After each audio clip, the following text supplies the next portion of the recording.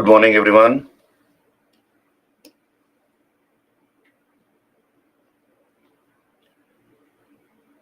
Good morning. Am I audible and visible? Good morning, Harshita, Tra, Yasin, Purva. Good morning, all of you. Am I audible and visible? Manpreet, Dipankar, Stephen, good morning. Harshita. Okay, great. So let some more people join in and then I'll begin.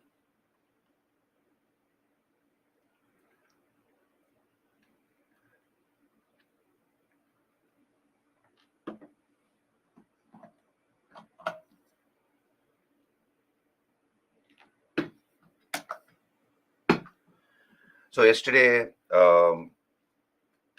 we discussed Chaityas post-Maurya period. Chaityas, we discussed, I gave you a timeline as regards the development of rock cut architecture in India.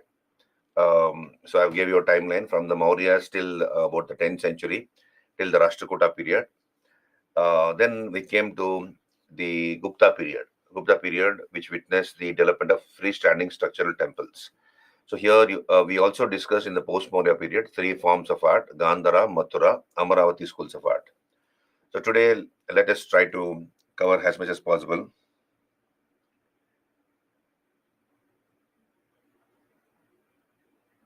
Hafsa, you just write a mail, please write a mail, whatever your problem, and then I will forward it to the concerned person, Hafsa. Is it okay for Hafsa? I hope you're able to hear me. Just write a mail, okay? Okay, we'll come back here. So Gupta period, we have the development of freestanding structural temples built according to the Panchayatana style. So they gradually evolved into what is known as the Panchayatana style. What is Panchayatana style of temples? So Gupta period, you see, we have early temples wherein caves. They are called cave temples. For example, mandapas in Mahabalipuram, mandapas built by the Pallavas. They are an example of cave temples. So early temples were found inside caves. During the Gupta period, we have for the first time the coming into existence of freestanding structural temples built according to the Panchayatana style. So gradually they evolved. We looked at the 5 stages through which these temples went through. On your screen, flat roof square temple with a shallow pillared porch in front. So this is the first stage, flat roof square temple, flat roofed square temple with a shallow pillared porch in front. So flat roofed square temple, as you can see, a shallow pillar porch in front. Example is temple number 17 at Sanchi. Temple number 17 at Sanchi. Then we have flat roof square temple with a Vimana or second story. You can see here the Jagati. This is the Jagati platform. It has slightly got bigger than the previous example, which we just now saw. So this is very not very tall, whereas this Jagati or a platform is much bigger. And this is a Vimana, so flat roof square temple. So this is a square temple. Okay, this is a square temple, and you have a Vimana or a second story. Of course, the walls have collapsed. Example is Parvati temple is Nashna Kathara in Madhya Pradesh. Third is flat roof square temple with a Shikara, curvilinear Tava. So it curves to a point at the top. Of course, it's made of bricks, therefore they have collapsed. They have not withstood the test of time. So flat roof square temple with a Shikara or curvilinear Tava. Example, the Dashavatara temple at Deogarh in Madhya Pradesh. Dashavatara temple at Deogarh in Madhya Pradesh. Then we have the rectangular temple. Example is the Durga temple. So it looks like a Chaitya influence, apsidal Chaitya of Buddhists. That seems to have influenced this particular style. This is called a rectangular temple. Example is the Durga temple at Aihole. And then, of course, the circular temple at Maniyaramat in Rajgir. So this is a round temple, circular temple at Rajgir. So gradually we have the evolution of freestanding structural temples. And what is Panchayatana style? Panchayatana style is this. Just hold on. Panchayatana style. So Gupta period, we witnessed the Panchayatana style of temples. So you have the sanctum sanctorum. You have the main sanctum sanctorum, what is called Garbhagriha. So this is the door of the Garbhagriha. And let's say if this is a Shiva temple, this will be a Shiva Linga. right? And in North India, what we see is we have the temple curving to a point at the top, right? There's a fluted disc here called Amalaka, and there's a Kalash on top, right? And there are different types of shikaras in North India. So this is called in English, it is called a dual or a spire. In English, it is called a dual or a spire. In Sanskrit, this is called shikara. In North India, this spire is called shikara. This is the Amalaka on top. This is the Amalaka fluted disc. And there's a Kalash kept on top. I think I discussed all this yesterday, right? And of course, we have four subsidiary shrines, all around the main shrine. Four subsidiary shrines, all around the main shrine. So all around the main shrine, and that this is called Panchayatana set of temples. Yeah, I'm okay, Soumya, much better. Thank you. So let's focus here. So we have four subsidiary shrines around the main shrine. So for example, this could be the consort of Shiva, Parvati, or called by, she could be called by different names. Then here you could have another small room for Ganesha. This could be some, for Kartikeya. This could be a small room for Kartikeya, another son of Shiva. This could be for the Navagrahas, the 9 planets, Navagrahas, right? I think I have covered this part of the cell. So there's another cell here, and this is the Navagrahas. So 4 subsidiary shrines all around the main shrine, and such temples came to be called Panchayatan. Yatana. Pancha is 5. Yatana is, this is the layout. Consort is Shiva's wife, Yasin. Shiva's wife, consort. It could be Vishnu's wife. It all depends upon which temple. Consort is the wife. Okay, so small room for her. She's got her own small office.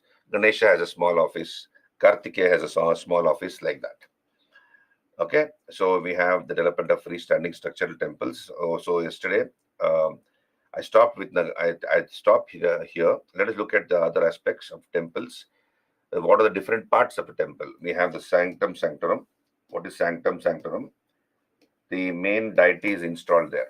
So main idol of the god or goddess is installed there. If it is a Devi temple, it's a goddess temple. The main deity would be the goddess. And if it is a Shiva temple, it will be Shiva Linga. Right? If it's a Vishnu temple, you will have a murti or a image of Vishnu. So sanctum sanctorum is called Garbhagriha in Sanskrit. The main deity is installed there. Generally, it is square in shape. It is cubical, square in shape, and it houses the main deity. And inside the Garbhagriha, the walls are plain. There are no carvings inside the Garbhagriha. Mandapa is the entrance to the temple. So when you enter a temple, you climb the stairs and then you enter. So the first hall is called Mandapa. Generally, the Mandapa is made big, it is made large to accommodate a large number of devotees. Okay, that's Mandapa. Shikara, of course, in North India, the spire is called Shikara. It is curvilinear. And whereas in South India, the topmost portion of the temple is called Shikara. Right? For example, in North India, it is like this. It curves to a point at the top, right? And this is the Kalash. This is called Shikara in North India, Nagara style. Whereas in South India, this is the Garbhagriha, door of the Garbhagriha. This is pyramidal in shape. Okay, so the topmost portion is called Shikara. So this is a North Indian temple, Nagara style. Nagara. So this is Nagara. Whereas this is a South Indian style. So this topmost portion of the temple is called Shikara, and the spire along with the Garbhagriha is called Vimana. So I have discussed this in yesterday's webinar. I think, is it necessary to discuss all this?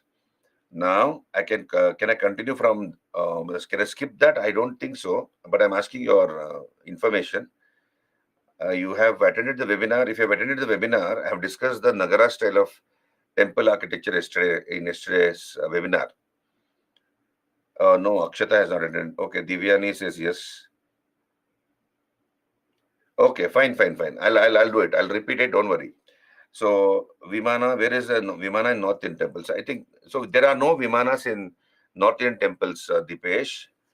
In South Indian temples, the Shikara, the spire along with the Garbhagriha is called Vimana. And the topmost portion of the Vimana is called Shikara, right? Whereas, yeah, thank you. But then there are many people who have not attended, so we will repeat it. Whereas the topmost portion of South Indian temple is called Shikara, whereas in North India, the spire, the curvilinear spire itself is called Shikara. So Shikara, it could be either pyramidal or curvilinear, as you can see. Vahana is the vehicle of God, the vehicle of that particular deity. Nandi, for example, is the vehicle of Shiva. Okay. So there are various parts to a temple. So here, I stopped here, Nagara style school of temple architecture. We will discuss this, Nagara style. So in North India, during the Gupta period, we have the Nagara style coming into existence. Whereas in South India, Dravida was there, and then we have Vesara in the central portion of India. So three forms of temple architecture are mentioned in the Shilpa Shastra books. The Shilpa Shastra books mention three forms of temple architecture: Nagara, Dravida, and Vesara. Now, again, Nagara has regional schools, sub-schools, so this is India, this is Nagara for you, North India. And then in the central portion of India, you can see here, Orissa. This is Orissa. This is Madhya Pradesh, MP. And this is Gujarat. So in these three places, we have sub-schools of Nagara style. Some extra features have been added to a standard Nagara temple. Okay, fine. So here, so some sub-schools are there. We'll come back here. So what are the features of Nagara style? We will talk about it. First of all, what are the features of a Nagara temple?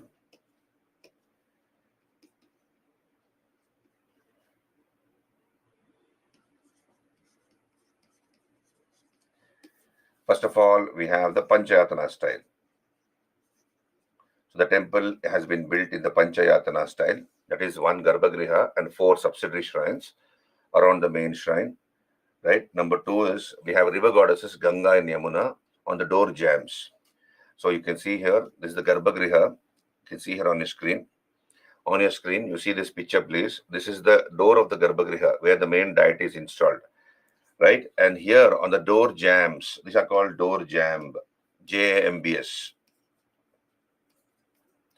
We have the river goddesses Ganga along with her mount Makara. Makara is crocodile. So Makara is a crocodile.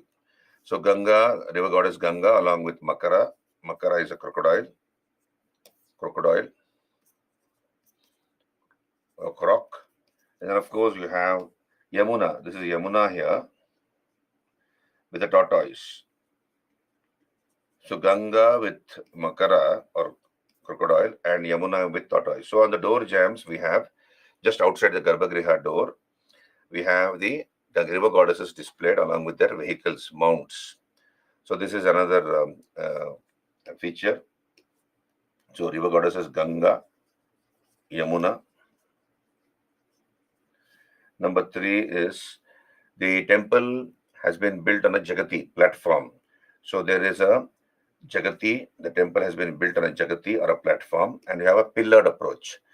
So you have a pillared approach. That is, pillars are supporting the roof of the temple. So then the entrance is called Mandapa. Mandapa is the entrance to the temple. Mandapa is an entrance. Then in a North Indian temple, there's no temple tank. So temple tank is absent in a North Indian temple, Nagara style. Similarly, boundary wall is absent. Boundary wall is also absent, right? Then, of course, there are 3 types of shikaras, mainly 3 types of shikaras, though Adam Hardy mentions 5. So what's a shikara? The spire on top of the Garbhagriha. So these are called Latina or Rekha Prasad. Latina or Rekha Prasad shikara. Then of course we have Famsana. and Vallabhi. So three main types of shikaras, and we have two more later added. Okay, um, right? Bhumij is one, and of course we have um, uh, Shikari. So Shikari is one, Shikari and Bhumij. So five types of shikaras are there.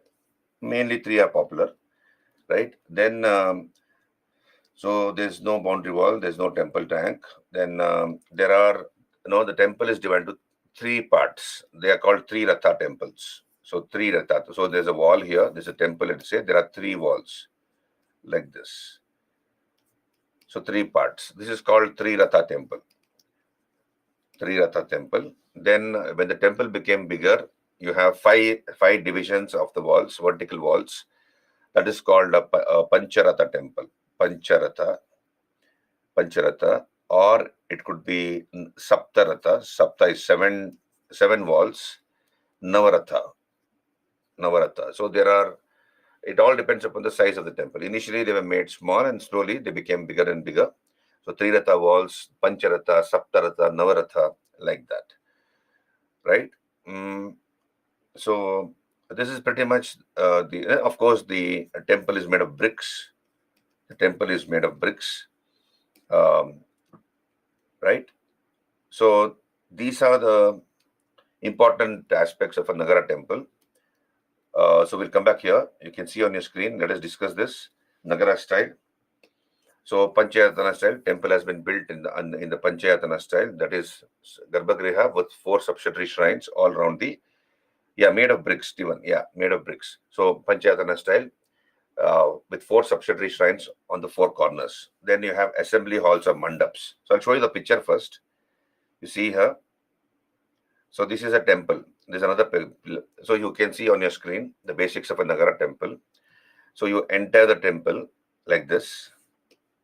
You enter the temple like this, right? You climb the stairs. Then there are mandapas. Mandapas are the entrance hall of a temple. It's meant for the congregation of devotees. So you could have one mandapas or three mandapas. And in this picture on your screen, you see the mandapa size is increasing.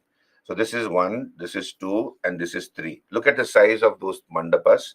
Slowly, they're increasing in size. So these are called Ardha. This is Ardha Mandapa. This is Mandapa, Maha Mandapa. We'll come to that. Then this is the Garbhagriha, where the main deity is installed. You can see here the Garbhagriha. This is the Shikara, the curvilinear tower. It is curving to a point at the top. The curved portion is called Amalaka. The fluted disc is called Amalaka, on top of which there is a Kalash kept. And the idol has been kept here. Axis Mundi is the center of the temple, the exact center of the Garbhagriha. It is very similar to the center of the universe. And generally, these shikaras are shaped in the form of a mountain range. Not a mountain range, like a mountain. So initial temples, there are, I believe 20 types of temples were there initially. Most popular temple is Meru, Mandara, and Kailasa. These are the most popular types of temples among the 20 types of temples built. All these are names of mountains, as you can understand. They're all names of mountains. And a temple is a human representation of the cosmos, of the entire world. So, where in the center of the Garbhagriha, where in the center of the Garbhagriha, you have the main deity installed, right? So these are the various parts of a temple. Another picture is on your screen. So this is the entrance to the temple. This is the entrance. So you climb the stairs and enter. Then this is the assembly hall, mandapa. So this could be the Ardha Mandapa, and this is the Mandapa in this particular example. So generally it is large. You can see it is larger than the Garbhagriha, right? Sanctum Sanctorum or Garbhagriha, where the main deity is installed. This is Garbhagriha. Literally womb house. It is called womb house. Generally kept dark. Garbha is pregnant. Garbha is womb, not pregnant. I'm sorry, womb. So generally the womb of a woman is, we are all once upon a time in our mother's wombs. So it is dark. So therefore the sanctum sanctorum is also kept dark. We have a pillared approach. Pillars are supporting the roof. There's a shikara on top. Shikara is the curvilinear tower on top of the sanctum sanctorum. This has been built on a jagati or an upraised platform, and you have an ambulatory passageway. What is ambulatory passageway? That is a pradakshina, meant for pradakshina. So pradakshina. So after the darshan, people go around the main idol of the temple. Main idol of the temple. That is called pradakshina. Pradakshina in North Indian temples is within the temple. That is, there's a roof on top. There's a roof on top. So if it is heavily raining, it's raining heavily, or there's a lot of sun and it's very hot, you will not be affected much because you are inside the temple. So pradakshina is inside the temple. Parikrama, yeah, Ritu, that's called parikrama, right? Pradakshina in South India, parikrama. Parikrama. Thank you for that. Parikrama in North India, right? So these are the various parts of a temple. We'll come back here. You can see here, this is an example of 3 Ratha walls. So we'll come to that. Just hold on. So Panchayatana style, presence of assembly halls or mandaps in front of the principal shrine. We have outside the Garbhagriha river goddesses Ganga and Yamuna along with their mounts placed. There are no water tanks or reservoirs in a North Indian temple. It has been built on an upraised platform, okay, on a jagati or a platform. Porticos at a pillared approach. So pillars are supporting the roof. So you have a pillared approach. Then we have 3 types of shikaras, Latina or Reka Prasad, Famsana, Vallabhi. We'll come to shikaras in some time, just hold on. So your 2 more were added. That is, of course, Bhumij and Shikari. Shikari and Bhumij. Shikari and Bhumij. So totally 5 types of shikaras. Then we have the vertical end of the shikara joining a horizontal fluted disc called Amalaka. So this is the Amalaka. You can see the picture here on your screen. This is the Amalak, the fluted disc, Amalak or fluted disc. On top of which there's a Kalash kept. Kalash is this, Kalash, right? So it's supposed to contain the Amrut. Symbolically, it is supposed to contain the Amrut. And we have Yakshas guarding the Kalash. On top of the temple, we have pot-bellied Yakshas with swords guarding the Kalash. This is the dual. This is called Shikara in North India. The dual is called Shikara. So we have a fluted disc called Amalaka. Kalasha is there. Then the temple is divided into 3 vertical planes called Rathas. So this is an example of a 3 Ratha temple. On your screen, you can see temple walls are divided into 3 parts. 3 Ratha walls. There could be 5 Rathas. There could be 5 Rathas or 7 Rathas or 9 Rathas. So Pancharatha, Saptaratha, Navaratha, called by different names, depending upon the size of the temple. Then on the walls of these temple is divided into walls, 3, 5, 7, 9.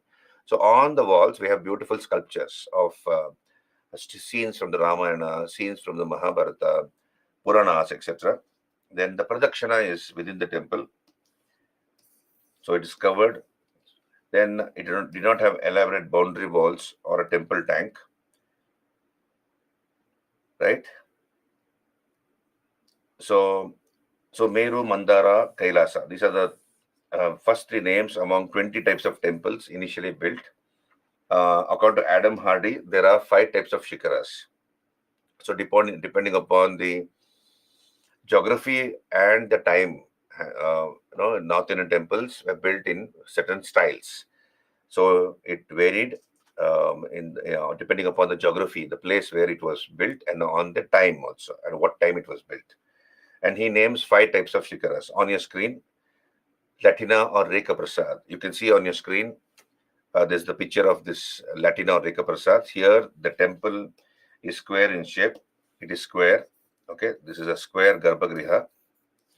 Then you have the spire, which curves to a point at the top. So you can see here, it is curving to a point at the top. It's curving, right? And this curve is called Latina or Reka Prasad. So this is called Reka Prasad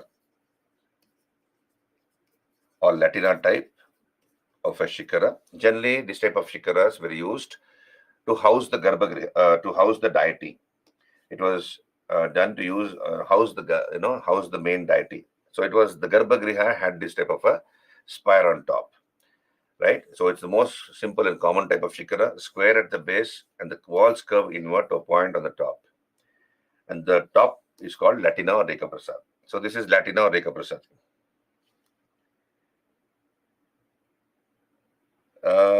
Pillared approach, Udayarani, you see, these are the pillars. So here inside you have pillars. This you can see this. These are pillars. Okay, so you have pillared approach. You have pillars like this, right? So when you're walking, you have pillars on either side of you. You're walking through, into the temple towards the Garbhagriha from the mandapa. You have pillars supporting the roof of the temple. I don't know how to draw a pillar. I've shown you here. You can see here those red color lines. These are the pillars. So Latina or Rekha Prasad. Then we have Famsana. You can see it here on your screen, Famsana. Famsana type of shikaras were used for a mandapa. It is generally used for a mandapa. Mandapa is the entrance to a temple. So here you have slabs. There are several slabs that gently rise to the top. It is not curvilinear, so they slope upwards on a straight line. So, and then of course, they do not curve inwards. They don't curve like a Latina type of a shikara. So they have a broader base and shorter in height when compared to Latina. So Famsana, generally used for a mandapa, it consists of several slabs. It is broader in size, shorter in height, and generally they curve slowly upwards. There's no curve, they generally rise upwards to a point at the top. This is Famsana, used for mandaps. Then the third type of shikara is called Vallabhi. On your screen, you can see the temple is rectangular in shape. It is rectangular. And then you have wagon vaulted roofs. So you have the bullock cart. You must have seen in old movies or in a painting. The bullock cart has a canopy. So the bullock cart has a canopy, something like this. You must have seen, right? And the bullock cart rider is sitting here, and the passengers are sitting here inside. Now, this particular temple, as you can see, on top, it is like this. It's like a wagon of a bullock cart. It is, it's curving like this. You can see here, it is like this on top. So this is called Vallabhi, wagon vaulted buildings. Okay.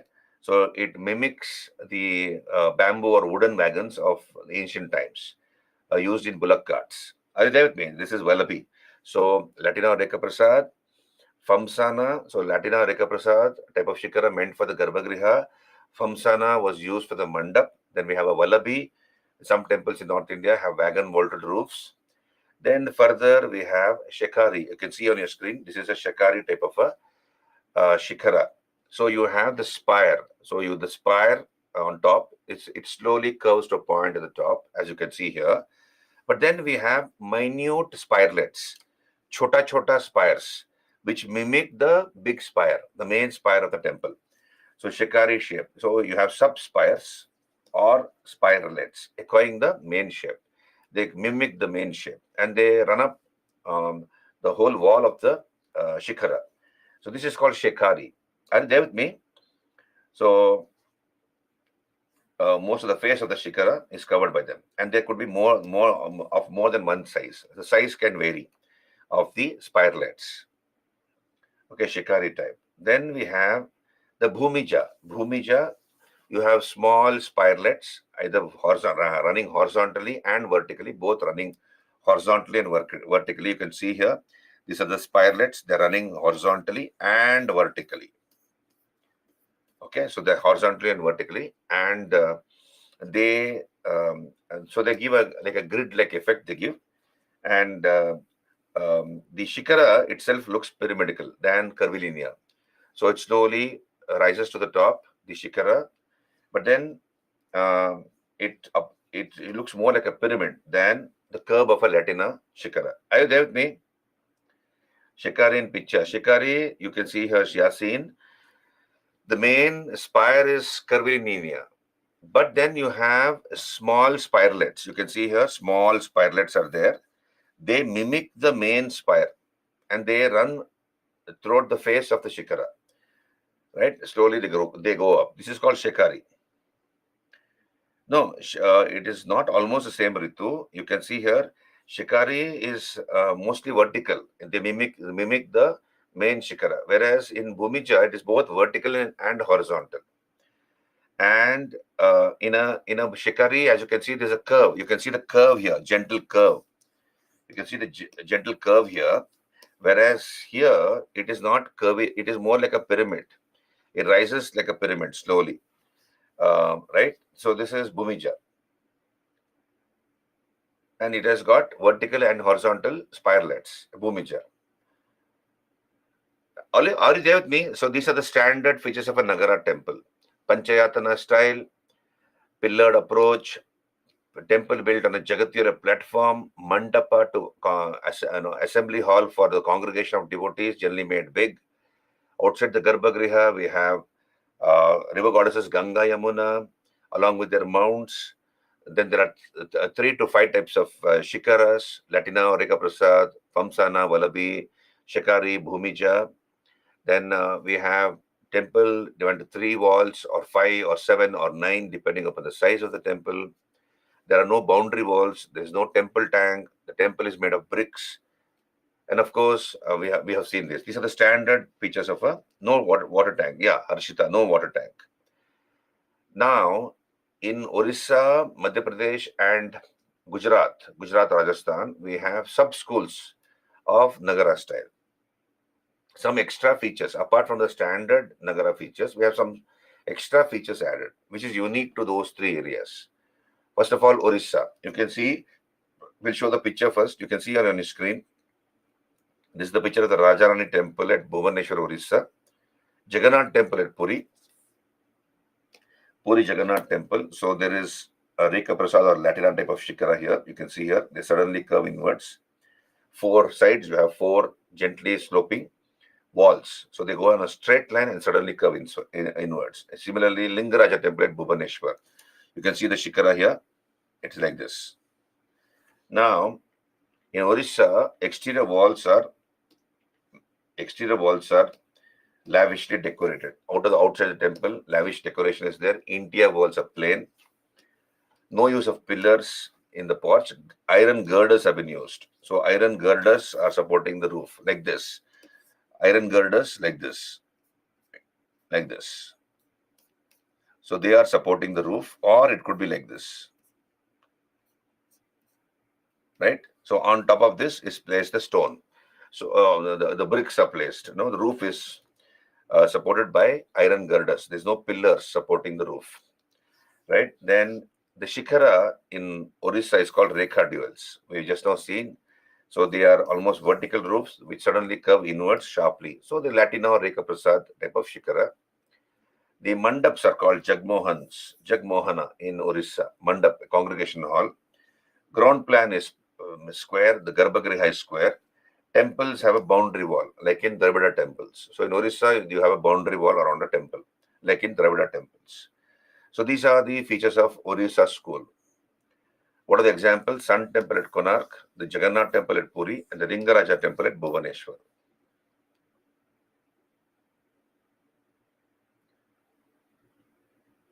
Yeah, no. Satyam, the Latina, Famsana, Vallabhi are the most popular, but also we have Shikari and Bhumij.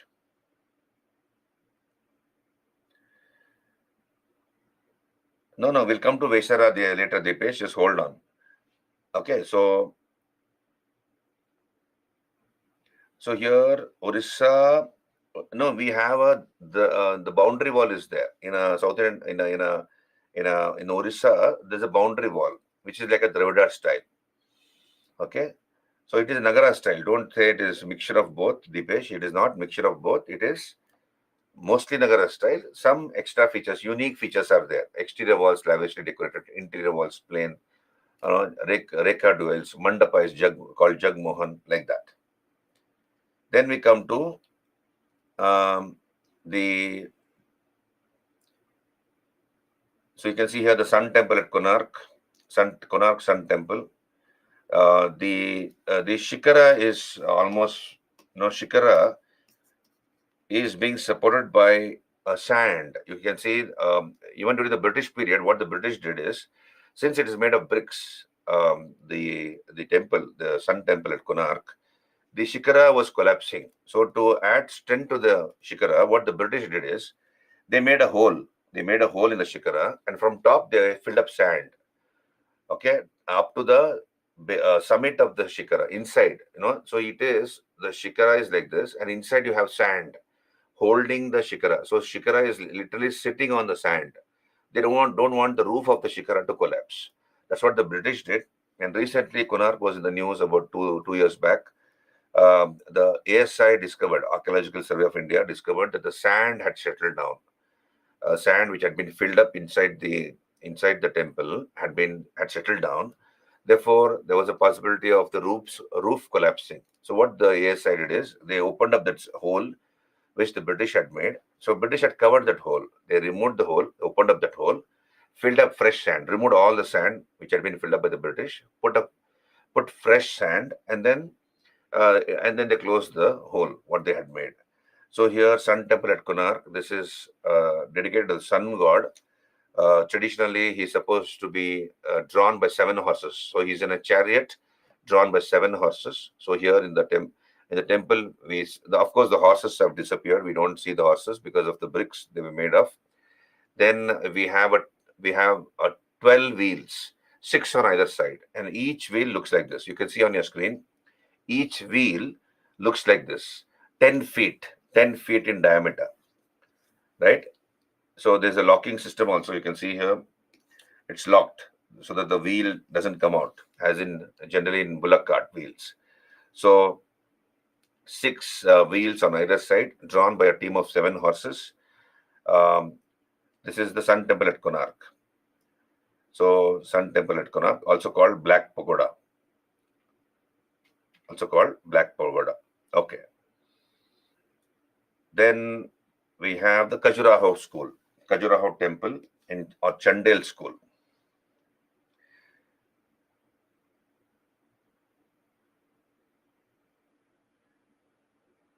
Deepesh, why Sun Temple is given importance? We have so many Sun Temples in India.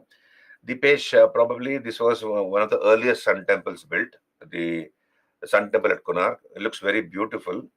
And that was the inspiration. The Sun Temple at Konark was the inspiration for 2 more Sun Temples. One is the stone chariot at Hampi, which was built by Krishnadevaraya in the Vijaya Vittala complex. And then, of course, we have another Sun Temple, which mimics the Konark Temple at Tamil Nadu, in Mahabalipuram. These are the famous chariot temples. So we'll come back here. Khajuraho or Chandel School, Madhya Pradesh. So how did their temples look like? Both interior and exterior walls are lavishly decorated. Interior and exterior walls. The theme is Kama Sutra. So Vatsayana's Kama Sutra is a theme here. Earliest book on Indian sexuology, written by Vatsyayana.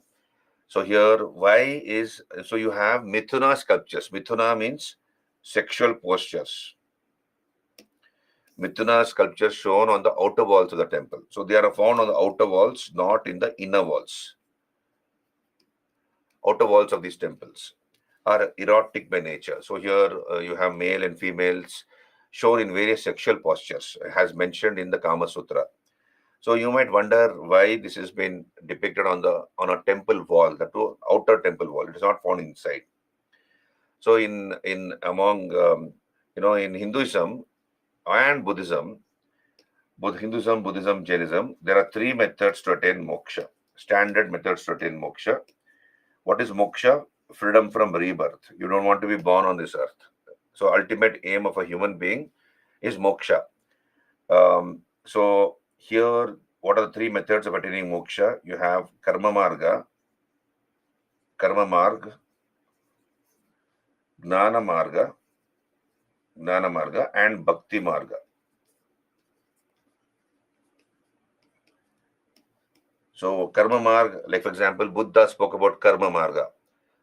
You do good things will happen to you. You do bad things will happen. Gnana marga is the path of knowledge, as recommended by Hinduism and Jainism.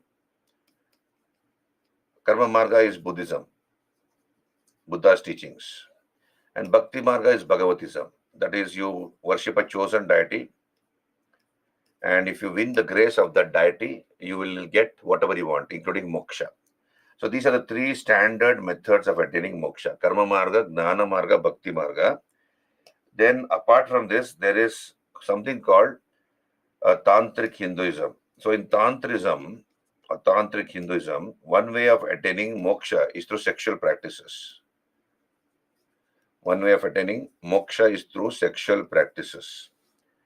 So Tantrists believe in this. So this is what has been depicted on the outer walls of these temples at Khajuraho in Madhya Pradesh. And taking the dignity of the class into consideration, I have not put any pictures of those Mithuna sculptures.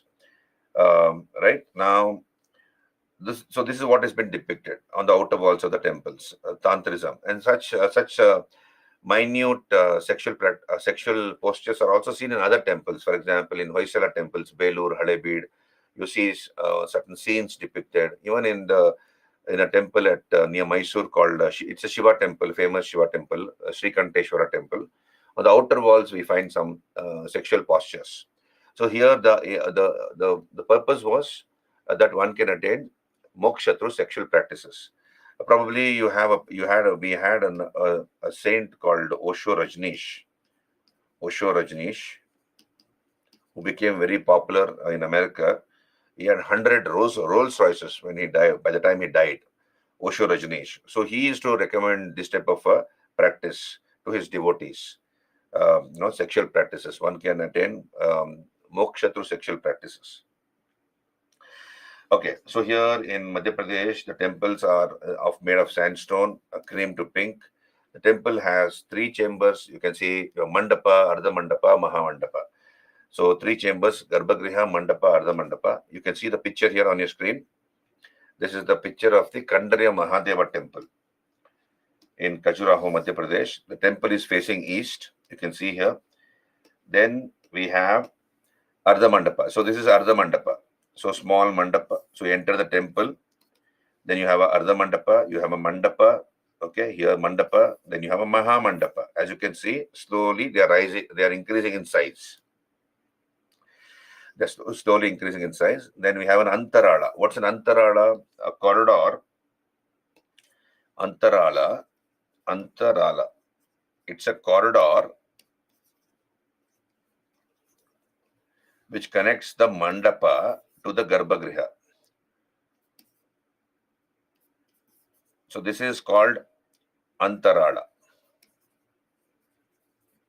This is the Garbhagriha. And this is the Mandapa.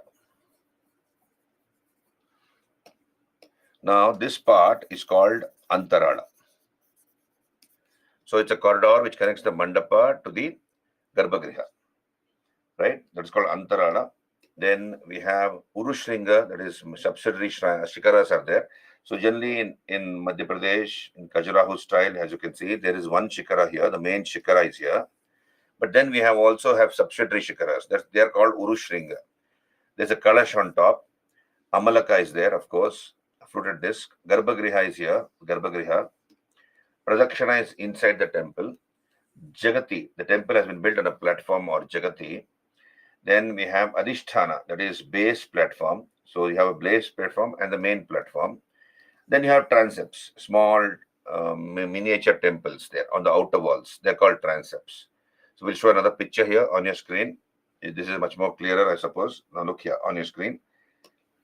Mandapa, Ardha Mandapa. This is Ardha Mandapa for you.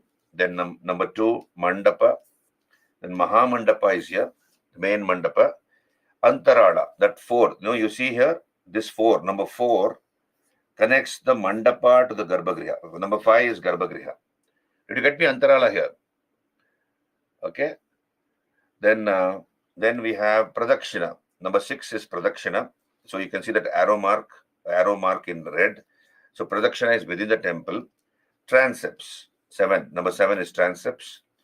Jagati is the platform. So 8 is the Jagati, it has been built on a platform, and 9 is subsidiary shrine. So Panchayatana style. All of you, are you clear? Pradakshina is Parikrama Tra. parikrama, going around the temple. Those are small. You can see here in the picture. There are small, minute sort of a hole in the temple with a small idol kept there. They are called transepts. Transept. So you have small idols kept there. Those are called transepts. So Antarala is the corridor which connects the mandapa to the Garbhagriha. Harshita says it's where the priest stands and gives prasad to us. Yeah, probably. That is a corridor. Yeah, you're right. The corridor which connects the mandapa to the Garbhagriha. So he comes and walks up and gives the arati and the prasad. So that is the corridor. Right? So this is the plan of the Kandarya Mahadeva temple. So we'll come back here. Temples are north or east facing in Madhya Pradesh. Then Panchayatana style. Then subsidiary shrines also had Rekha Prasad Shikaras. So you can see here on your screen, even the subsidiary shrines had Rekha Prasad Shikaras. So this gives the impression of a mountain range. So generally, Famsana is used for mandapas, but in Khajuraho, even the subsidiary shrines have Rekha Prasad Shikaras, giving the impression of a mountain range. So when like a range of mountains. Then temple has been built on a relative high platform, so 10 to 12 feet in height. 10 to 12 feet in height. That is the height of the temple. So relatively high platform. And shrines at Khajuraho are dedicated to Shiva, Vishnu, and Jain faith. Best example, Kandarya Mahadeva temple and Lakshmana temple at Khajuraho. Right? So this is the Lakshmana temple. On your screen, this is the Lakshmana temple at Khajuraho. You can see the height of the temple. It has been built almost 10 to 12 feet in height. This is 10 to 12 feet in height. You have a flight of steps, 10 to 12 feet, high terraces, all those things are there. This is the Vishwanatha temple at Khajuraho, 11th century. Look at the temple. So these are examples of Khajuraho temples. No, that is, see, I'm saying the corridor which connects the mandapa to the Garbhagriha is called Antarala. Okay? It's called Antarala. Then we come to Solanki style.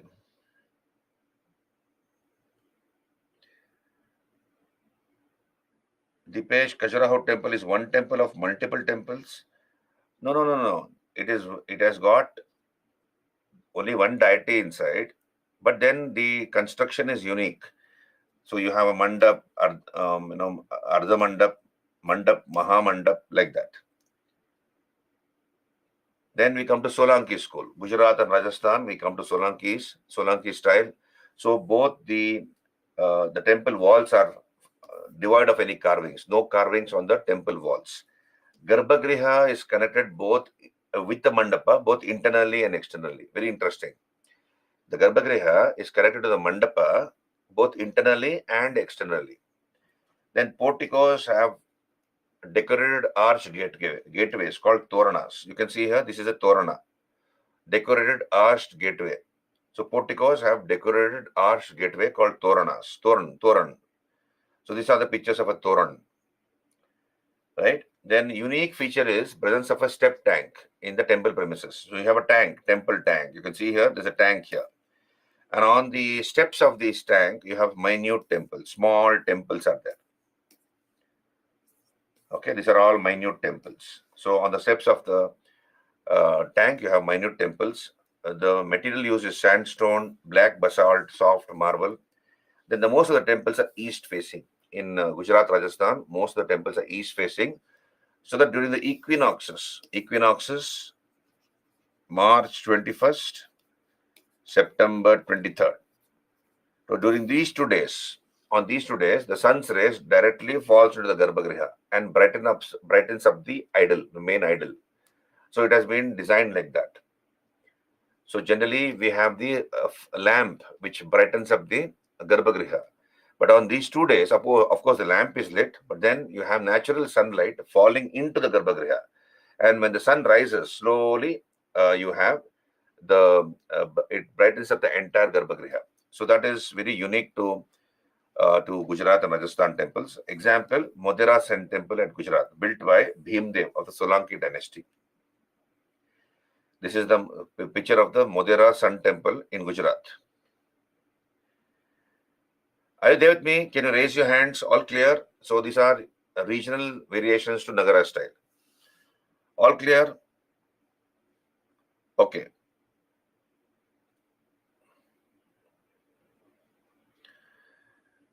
See, in Odisha, we have seen Rekha Prasad Shikara in Orissa. In Khajuraho, again, Vishwanath temple. So here the Shikara is again in the form of a Rekha Prasad at Khajuraho. And Solanki style. So you can see here, this is one picture I have put. So yeah, it depends. It could be Famsana, or it could be one of those Bhumija or Shekari, but not Rekha Prasad. So we'll come to the questions, Ritu. Just hold on. We'll come to the questions. They might ask you Nagara style, explain the features of a Nagara temple, and so you can mention standard features of a Nagara temple. You can draw a sketch, and also mention the sub schools in Orissa, Madhya Pradesh, Gujarat. So then I have put a list of important sun temples. There could be many other sun temples, but these are the standard important sun temples on your screen. So Martand Sun Temple, Jammu Kashmir, Sun Temple in Uttarakhand, Konark Sun Temple in Odisha, Surya Pahar in Assam, Sun Temple at Jharkhand in Ranchi, Dakshinarka in Bihar, Modhera Sun Temple, Gujarat, on the banks of the Pushpavati River. This is the Modhera Sun Temple on your screen, on the banks of the river Pushpavati. Sun Temple in Madhya Pradesh, in Gwalior, Balaji Sun Temple in Unnao, Madhya Pradesh, Surya Temple in Andhra Pradesh, Surya Narayana Temple in Bangalore. And we have one more, Arasavalli in Andhra Pradesh. Arasavalli is there, right? So these are the important sun temples. Yes, in Sun Temple dedicated to the sun god, dedicated to the sun god. Sun is worshipped, as a god. So Sun Temple. Then so this is the Nagara style and its regional sub-schools. Then I have put a picture of Ajanta. You can see here, Ajanta caves. The Ajanta caves also belong to the Gupta period.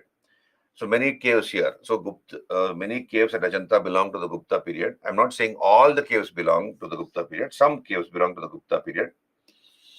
There are 29 caves here in Ajanta. They're all man-made caves in the Vagora Hills. These are the Vagora Hills. Some books say 30 caves. Out of these, there are 4 or 5 chaityas, depending upon the number of caves. So if it is 29 caves, there are 4 chaityas. If it is 30 caves, it is 5 chaityas. And there are 25 viharas, 24 or 25 viharas. 25 viharas, yeah. Vihara is a monastery and chaitya is a Buddhist prayer hall. Now in Ajanta, I have given you a note here. It's on the banks of the Vagora River in the Aurangabad district of Maharashtra. And these are the hills, Vagora Hills.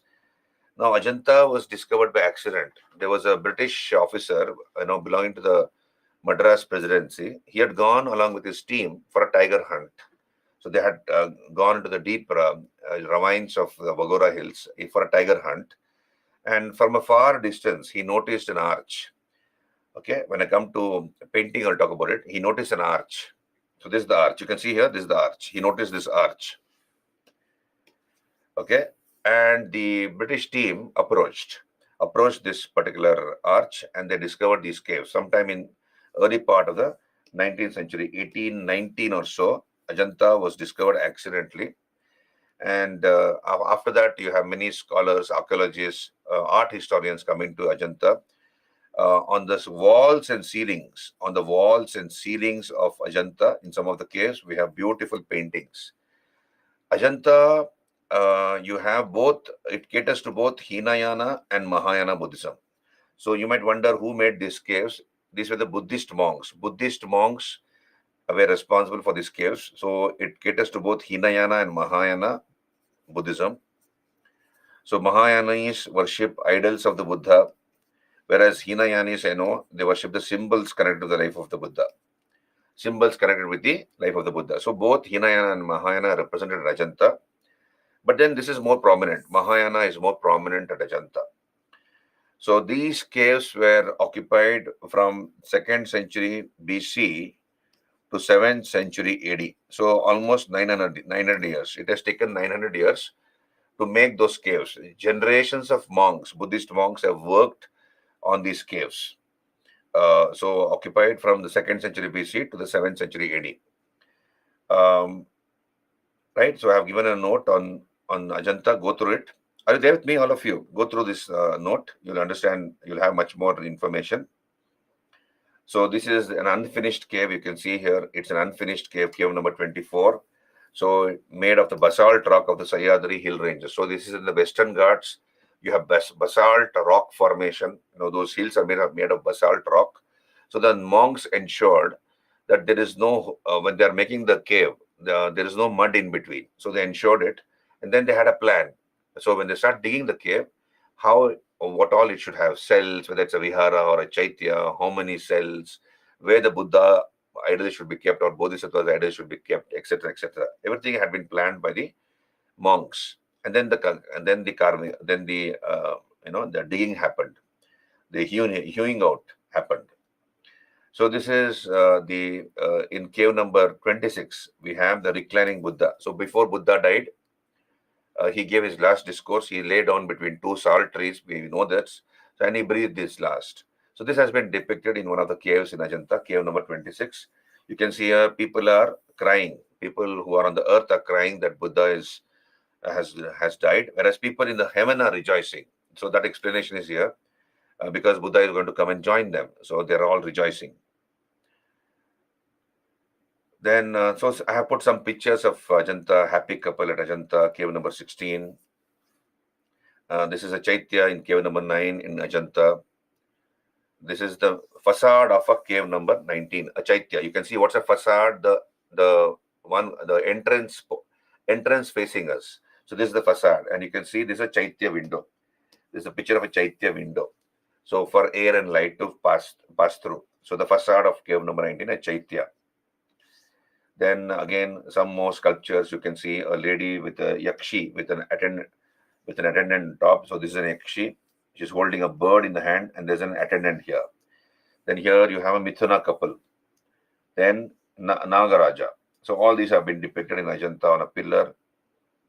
So this is supposed to be the Bodhisattva, a picture of a Bodhisattva, sculpture of a Bodhisattva, identified by the carving of Buddha on his crown. So on his crown, there's a Buddha depicted. So then he is called a Bodhisattva. Then I have put pictures of important temples in North India. Martand Sun Temple in Kashmir. This is 8th century temple in Martand. Narayan Nak temples, Vangat, Kashmir. These are the Narayan Nak temples belonging to the 7th and the 12th centuries. This is the rock cut temple at Masroor in Himachal Pradesh. Rock cut temple at Masroor. Then Chaurasi temple, Bharmor, Chamba district, Himachal Pradesh. Between the 7th and 10th centuries built here. They almost remain untouched. So whatever shrine, whatever temple was built, it remains without any damage, without any vandalization. The Chaurasi temples, Bharmor, Chamba district, Himachal Pradesh. This is the Shiva temple at Mitawadi in Madhya Pradesh. On your screen. So this particular temple is also called Chausat Yogini temple. Actually, this is a Shiva temple. Please understand, this is a Shiva temple because in the middle you have a Shiva linga, Shiva shrine. And around that Shiva shrine, we have 64 yoginis, small cells of yoginis, therefore called Chausat Yogini, but basically a Shiva temple. And this temple became the inspiration for the old parliament building. Now we have a new parliament building, but the old parliament building, the inspiration was this. The Shiva temple at Mitawali. Ajanta caves, 2nd century BC Divyani to 7th century AD. Okay, 2nd century BC to 7th century AD. Then Shivpuri temple in Madhya Pradesh. This is at the tri-junction. 3 states meet here. Rajasthan, Madhya Pradesh, Uttar Pradesh. So this temple is at the tri-junction of these three states. Shivapuri Temple, Madhya Pradesh. This is Pavapuri Jain Temple. This is where Lord Mahavir was consigned to flames. He was burnt here. His body was burnt here, and their temple was built. This is the Pavapuri Jain Temple in Bihar. Then Raja Mahipal's temple or Sahastra Baho Temple. It is not Sas Bahu Temple. Sometimes you call misnamed as Sas Bahu. Sas Bahu is Sas is mother-in-law and daughter-in-law. Bahu is daughter-in-law. This is nothing. This is not Sas Bahu Temple. It is Sahastra Bahu Temple inside the Gwalior Fort, Madhya Pradesh. Then this is a picture of a monastery, Rumtek Monastery in Gangtok, Sikkim. Rumtek Monastery. Then Alchi Gompa. This is another monastery at Ladakh, Alchi Gompa Monastery. Then West Bengal is famous for terracotta temples. This was a UPSC question asked. Terracotta temples. So this is at a place called Vishnupur. So apart from Vishnupur, we have many more places in Bengal where we have terracotta temples. So this is Shamaraya Temple, Vishnupur, Bengal, made of terracotta. Then temple city of Palitana in Gujarat. So this is on a mountain, the Shatrunjaya hills. There are hundreds of temples here of the Jains. And the first shrine is dedicated to a Muslim saint. So that shows the pluralistic culture of India. The first shrine visited by the Jain worshippers is dedicated to a Muslim saint, I believe. Very interesting, right?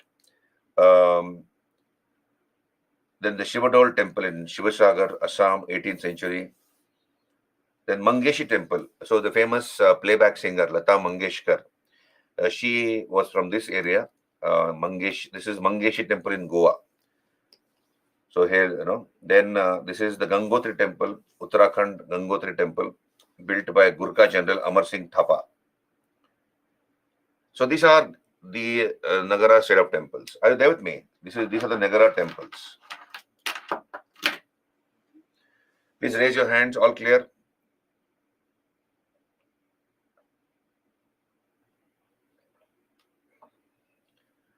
Okay. Now let's come to down south, Dravida style. Dravida style. Now, the Dravida style, the foundation of Dravida style, South Indian style of temple building, was laid by the Pallavas. It was laid by the Pallavas. Foundation was laid by the Pallavas. And all the features of a Dravida temple are seen in Chola temples. So Chola succeeded the Pallavas. Okay, so Chola temples are again Dravida temples. They are all made of granite, right? Then we have other South Indian dynasties who added some extra features to Dravida temple. For example, we have Vijayanagara kings who highlighted the Kalyana Mandapa. So what's a Kalyana Mandapa? We'll come to that. Kalyana Mandapa, where the god and the goddess were married. It was a divine marriage. So the Kalyana Mandapa, that's where the marriage took place of the god and the goddess. So that was highlighted by Vijayanagara kings. We have the Nayakas of Jinji, Vellore, Madurai. They introduced 1,000-pillared halls. 1,000-pillared halls. They introduced that. Then generally a South Indian temple has one Gopura. Gopura is the entrance gateway. You can see here, this is the temple, let's say. There's a Gopura here. This is the compound wall of the temple. This is a compound wall and there's one Gopura here. The Gopura is the entrance gateway. But Vijayanagara kings added 4 Gopuras. Totally 3 more were added. So in the 4 directions, we have 4 Gopuras. So that is very unique to Vijayanagara or Dravida style. So some South Indian dynasties added extra features to a Dravida temple. So we'll come here. We'll start with Pallavas and then we'll discuss Cholas and then other South Indian dynasties. And we'll come to Vesara also. Now, first of all, Dravida style. Dravida style, Pallavas were the ones who began this. And Percy Brown, art historian, he divides Pallava architecture into 4 different phases. So you see, Pallavas ruled from the 6th century to the 9th century AD. Pallavas of Kanchipuram. Pallavas, the capital was Kanchi in Tamil Nadu near Madras or Chennai as it is called now. So they ruled from the 6th century to the 9th century AD, the Pallavas. Now, who are the greatest of the Pallavas? There are four. Pallavas fought against the Badami Chalukyas. You know that over the Krishna Tungabhadra basin. So we have four important kings of the Pallavas. These are the imperial Pallavas. We have number one Mahendra Varman. Mahendra Varman the first. Mahendra Varman the first. Then we have Narasimha Varman. Narasimha Varman the first. So Mahendra Varman the first, Narasimha Varman the first, who had the title of Mamalla, the great wrestler, Mamalla. Number three, we have Narasimha Varman the second. Narasimha Varman the second, also called Rajasimha. One of the titles of his was Rajasimha. And number four, Nandi Varman the second.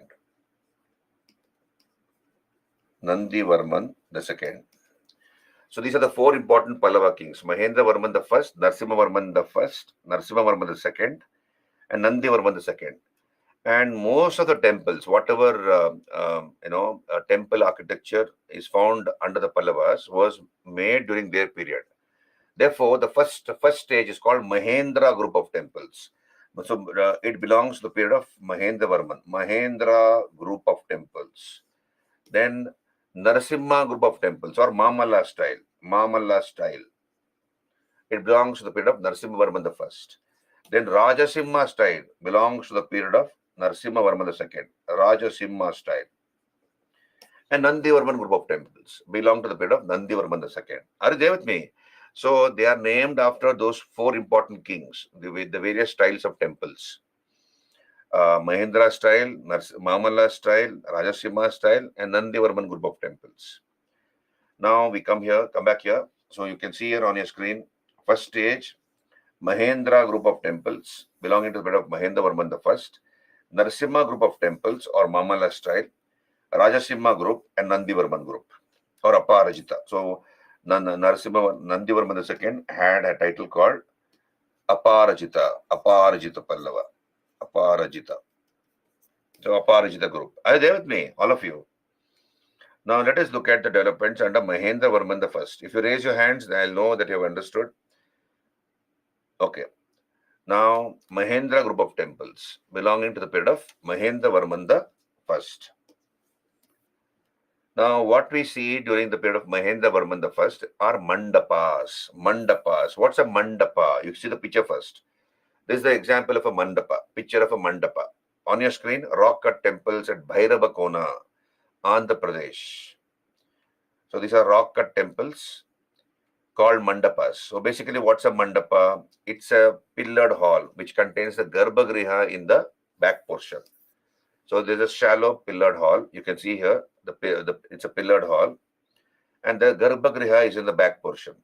One other picture, you can see rock-cut temples at Bhairava Kona. So another picture I have put, this is Nandi here. So Nandi means it's a Shiva temple. Nandi is sitting here. So there's a Shiva Linga here. So this is an example of a mandapa. A mandapa is a pillared hall with a Garbhagriha in the back portion. And it's a small temple, mandapas. So rock-cut temples at Bhairava Kona and Ananteshwara temple at Undavali in the present-day Guntur district of Andhra Pradesh. So here you can see Vishnu sleeping inside the cave. He has been carved as if he is sleeping, reclining Vishnu. So this is called Ananteshwara temple. These are examples of mandapas. Did you understand? So in the period of Mahendra Varman the first, mandapas were constructed. So mandapas are simply pillared halls which contain the Garbhagriha in the back portion. Then we come to second stage. Second stage, Mamalla style, Narasimha group of temples. So Narasimha Varman the first, who killed Pulakesha the second, took the title of Vatapikonda, Mamalla, great wrestler. He founded the city of Mahabalipuram. He founded the city of Mahabalipuram, 50 kilometers from Chennai. We have this beautiful town. It's a UNESCO World Heritage Site called Mahabalipuram or Mamallapuram. And there we have not only mandapas but also rathas. So what is ratha? What's mandapa? We have discussed. Shallow pillared hall with the Garbhagriha in the back portion. That's called a mandapa. So we have both here in the Mamalla style. Mandapas are there and then rathas are there. So this is a transition period. We have two types of temples. Mandapa is one. So we have engraved images of Mahishasura Mardini, Vishnu, Brahma, Harihara, etc. Pancha Pandava Mandapa has Krishna lifting Govardhan hills. Adivaraha Mandapa has the scenes from royal clan. So Pallavas claimed descent from Vishnu. Pallavas said that they were descendants of Vishnu. So Vishnu was their family god of the Pallavas. So you have scenes from the royal clan, which is identified with Vishnu clan. So you can see here a picture. A picture is a Pancha Pandava cave. So this is an example of a mandapa, Pancha Pandava cave, and you can see here to the right of your screen, Krishna is lifting Govardhan hills. Krishna is lifting Govardhan hills. You can see here you have the cows, cattle here. You can see cattle. So the story goes, this story, Indra caused heavy rainfall, and the people of Mathura came running to Krishna because they could not withstand this deluge. It was in floods. So to save the people, he lifted the Govardhan hills. And all the people of Gokul, I think it's Gokul, they took shelter under this Govardhan hills. So this is what is shown in this sculpture. Pancha Pandava cave, Mahabalipuram. This is Varaha cave. So Varaha is the boar incarnation of Vishnu. You can see here to the right of your screen. So Varaha is lifting Mother Earth, Bhudevi. So, and saving the Mother Earth from the abysses. So she was taken into the ocean by a demon. So he took the form of Varaha and lifted her out of the ocean. So this is Varaha cave. Then we have Adi Varaha cave, where we find Vishnu in the three Vikrama form, three forms of Vishnu. So he took three giant steps. You can see here, his legs are here in the sky. So, and that story of Bali Chakravarti, the third step, Bali, put his head down and then he stamped him to death. So this is the three Vikrama form of Vishnu. So these are all mandapas. So here, during the time of Narasimhavarman the first, mandapas were constructed. And then in the later stage, rathas were constructed. You don't see any hills. Doesn't matter, Shreyas. That's what he's lifting. He's shown lifting the Govardhan hill. If you go there, you'll understand. Then we have rathas. What are rathas? You can see here on your screen. These are the famous rathas of Mahabalipuram. They're called famously Pancha Pandava Ratha. They're all dedicated to Shiva, mind you. Totally, they are called 7 pagodas also. They're called 7 pagodas. Actually, they are 8 in number. And they're named after the Pandava family. You can see here, they are called Rathas. They are monolithic temples. What are Rathas? Rathas are monolithic temples. So obviously, there were boulders once upon a time here. Boulders. So from top to down, these boulders have been carved like this, from top to down. Okay, so they have been carved from top to down. Okay. They are smaller in size and they are miniature. You can call them as miniature temples. So they're all dedicated to Lord Shiva. So what are the 7 pagodas, popularly actually 8 in number? Dharmarajas, we have the 5 Pandava brothers. Dharmaraja, Bhima. Dharmaraja is also called Yudhishthir, isn't it? Yudhishthir. Dharmaraja or Yudhishthir. Yudhishthir. Then Bhima, Arjuna, Nakula, Sahadeva. So Nakula and Sahadeva have one ratha for themselves. And then we have Draupadi, their wife. Then we have Ganesha, Pidari, Valayan Kuttai. So the Ganesha, Pidari, local god, and Valayan Kuttai. Totally 8 rathas. They're popularly called 7 pagodas. Did you get me here? Construction of temples had lost lives of lakhs of people. Is it true? No. Yasin, who told you this? Construction of temples had lost lives of lakhs of people. No. Like nowadays, you see, what was the purpose as to why temples were built? It served many purposes. The wheels of the economy were kept running. So when a king orders the construction of a temple, what will he do? Thousands of workers are employed. right? And they are given wages. They are given wages. So, and they will go to the market and they will buy goods, right? So, there is demand created. Employment is generated, demand is created in the market for those goods produced by the farmers and others, right? And then once the temple is finished, people, devotees come and they pray in the temple and they put money in the temple, in the treasury, in the temple vault, they put money, or what is called dakshina. So again, the temple is generating wealth. And then thirdly, it served the purpose of fortifying the rule of the king. So king has built this magnificent temple. So people are in awe of the king because this is a place of worship. The king has built it, and therefore there's a lot of respect, regard for the king, and he'll be considered closer to God, almost like God. Like for example, under the Cholas, the Brihadeshwara temple is also called Raja Rajeshwara temple. So why it is called Raja Rajeshwara temple, the Brihadeshwara temple at Tanjore? Because it was built by Raja Raja. But then why is it also called Raja Rajeshwara temple? Because under the Cholas, we'll come to that in some time. Under the Cholas, it was the practice of installing the king and the queen, image of king and queen inside the temple, and they were worshipped like gods. It's a Shiva temple. The main idol is Shivalinga. But then also you have Raja Raja and his queen worshipped in the Raja Rajeshwara temple. So the belief was, who can build such a magnificent temple unless he is closer to God? So temples served many purposes, right? Employment, wheels of the economy are kept running.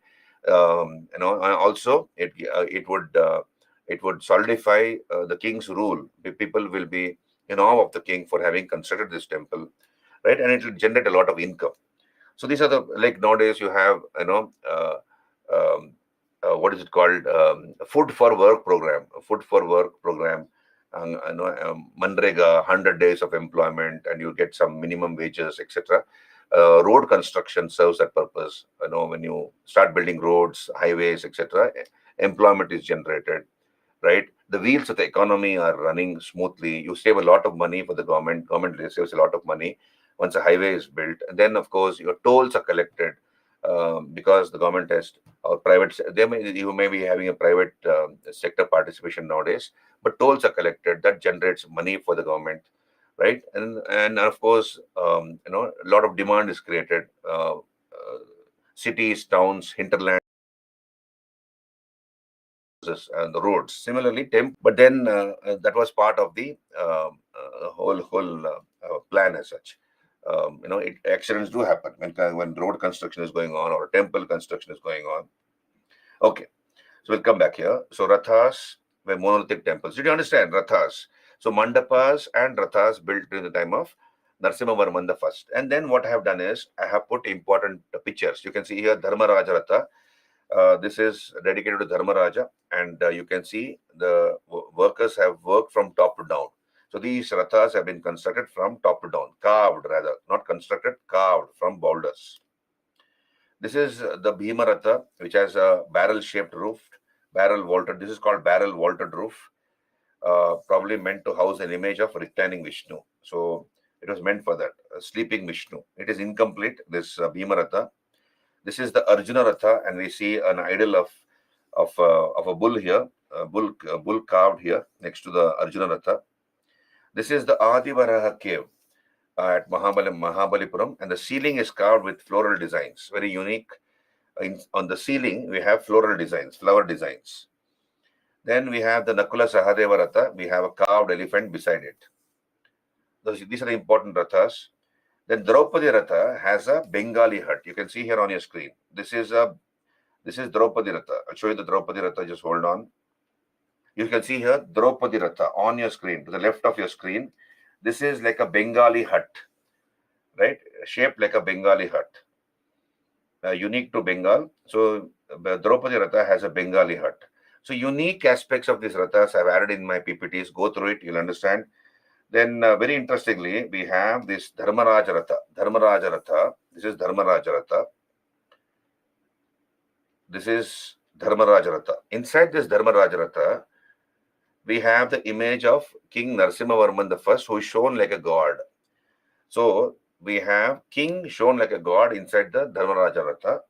And this practice became popular under the Cholas. I told you the Brihadeshwara temple is also called Raja Rajeshwara temple. because the king was also worshipped along with the god. We see traces of this, what you call divine right theory of kingship, where the king is considered to be a representative of God on this earth. So we see this in the Dharmaraja Ratha. Are you there with me?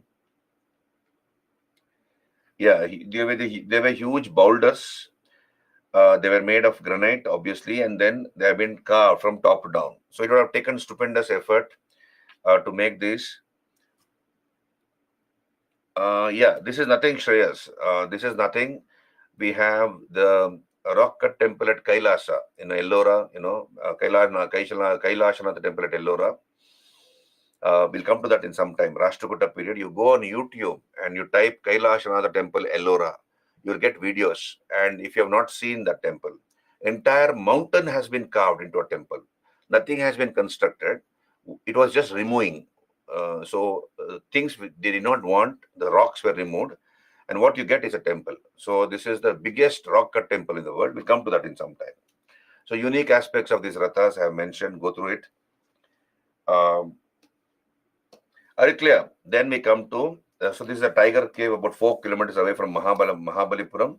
We have this tiger cave, and this is called Yalis. These are mythical lions, the heads of mythical lions. These are called Yalis. Then the third stage is the period of Narasimhavarman II, also called Rajasimha. So that was his title, Rajasimha. We have the coming into existence of structural temples, freestanding structural temples. So we have mandapas initially, then rathas, and then structural temples. So stone bricks were used to construct these temples. The best example is the shore temple at Mahabalipuram. You can see here, this is the shore temple at Mahabalipuram. This is the first structural temple built according to Dravida style in India. First structural temple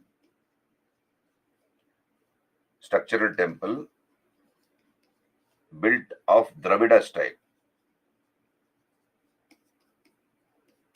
built by Narasimhavarman II. So first temple, structural temple of Dravida style is this shore temple at Mahabalipuram, Tamil Nadu. This is dedicated to Lord Shiva. The shore temple at Mahabalipuram. It is dedicated to Shiva. This is the most important. And of course, we have the Kailashanath temple at Kanchipuram, built by Narasimhavarman II. This is the Kailashanath temple. I'm just coming back here. Kailashanath temple at Kanchipuram. So this was the temple built by Narasimhavarman II for the royal family. This was a chapel royal. Chapel royal, that is meant for the royal family, not for the public. And again, this is it is dedicated to Shiva Gangadhara. Shiva was also called Gangadhar. So Shiva Gangadhara, built by Narasimhavarman II. And this temple, the Kailashanath temple at Kanchipuram, became the inspiration. Understand this? It became the inspiration for two temples. One is at Ellora, the Kailasa temple. The Kailasa temple at Ellora, built by Krishna the First of the Rashtrakutas. Krishna the First of the Rashtrakutas, he built this temple. We'll come to that in some time. And second is the another temple which was inspired by this Kailashanath temple at Kanchipuram was the Virupaksha temple. The Virupaksha temple, or also called Lokeshwara temple. Lokeshwara temple, built by Loka Mahadevi, Queen Loka Mahadevi, one of the queens of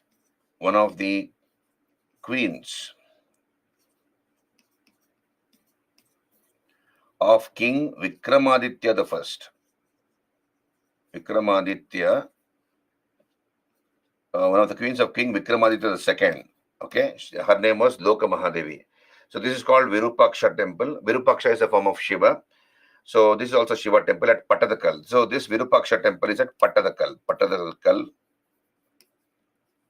in Karnataka. So two temples were inspired by this temple at Kanchipuram. One is the Kailasha temple at Ellora, and the other is the Virupaksha temple at Pattadakal. Are you there with me? So these two temples, the shore temple at Mahabalipuram and the Kailashanatha temple at Kanchipuram, were built by Narasimhavarman II. And then, interestingly, I found this picture in one of the magazines, the divine Varaha. You can see generally Varaha is the boar incarnation of Vishnu. He is shown with his head top. No, his head is pointing toward the sky. So he has saved Mother Earth and is carrying Mother Earth and is coming out of the ocean. So generally he's shown with his head upraised. Whereas here we see for the first time, and the only place where the Varaha is diving. He's diving into the ocean. The diving Varaha. This is found in the shore temple complex at Mahabalipuram. So I have put this, so you can see here, he is diving, about to dive into the ocean to save Mother Earth. Diving Varaha. Are you there with me, all of you? Can I move on? So this is the third stage, Rajasimha group of temples. Then we come to the fourth stage, Nandivarman group of temples. Nandivarman the second, also called Aparajita, one of the titles of Nandivarman the second. So we have a transition phase between Pallavan and Chola architecture. This is a transition period. Temples were built small and they are ornate. What is the meaning of ornate? Have complicated decorations. Beautiful carvings are there. So the temple is small. You have beautiful decorations or ornate decorations. And this is a transition period from Pallavan to Chola architecture. And the best example is the Vaikunta Perumal temple at Kanchipuram, built by Nandivarman II.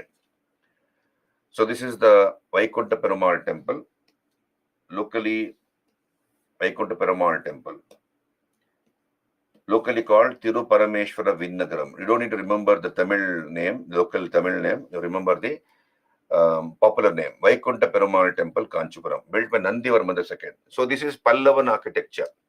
Initially mandapas, then rathas, then structural temples, all made of granite, solid granite. So it's difficult to make the temples because the stone is very, very hard, but then they have done it. And that is the reason they have lasted so many centuries. Are you there with me? Hello, can I move on to Chola architecture?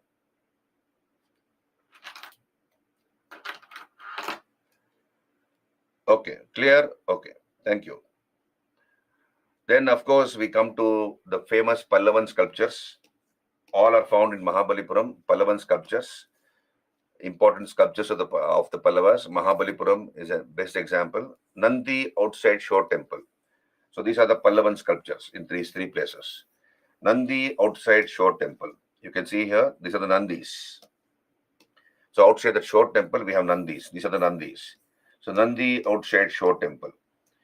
This is one example. Second is the descent of the Ganges or Arjuna's penance at Mahabalipuram. You can see here on your screen, Arjuna's penance, popularly called Arjuna's penance or descent of the Ganges, Mahabalipuram. Now, if you have gone there, Mahabalipuram, you see this is huge. This is the largest bas relief in the world. This is the largest bas relief in the world.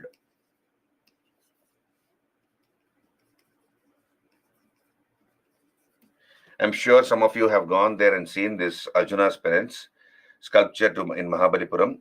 So this is the largest bas relief in the world. So you might wonder, what is a bas relief? What's a bas relief? Very simple. You take a coin, 1 rupee coin, 2 rupee coin, 5 rupee coin. So what do you see? If it's a 5 rupee coin, that digit 5, that number 5 is slightly jutting out from the background, isn't it? If it's a 2 rupee coin, the number 2, which is embossed on that coin, is slightly jutting out. That's called a bas relief. You can see here the sculptures, they are all jutting out from the background.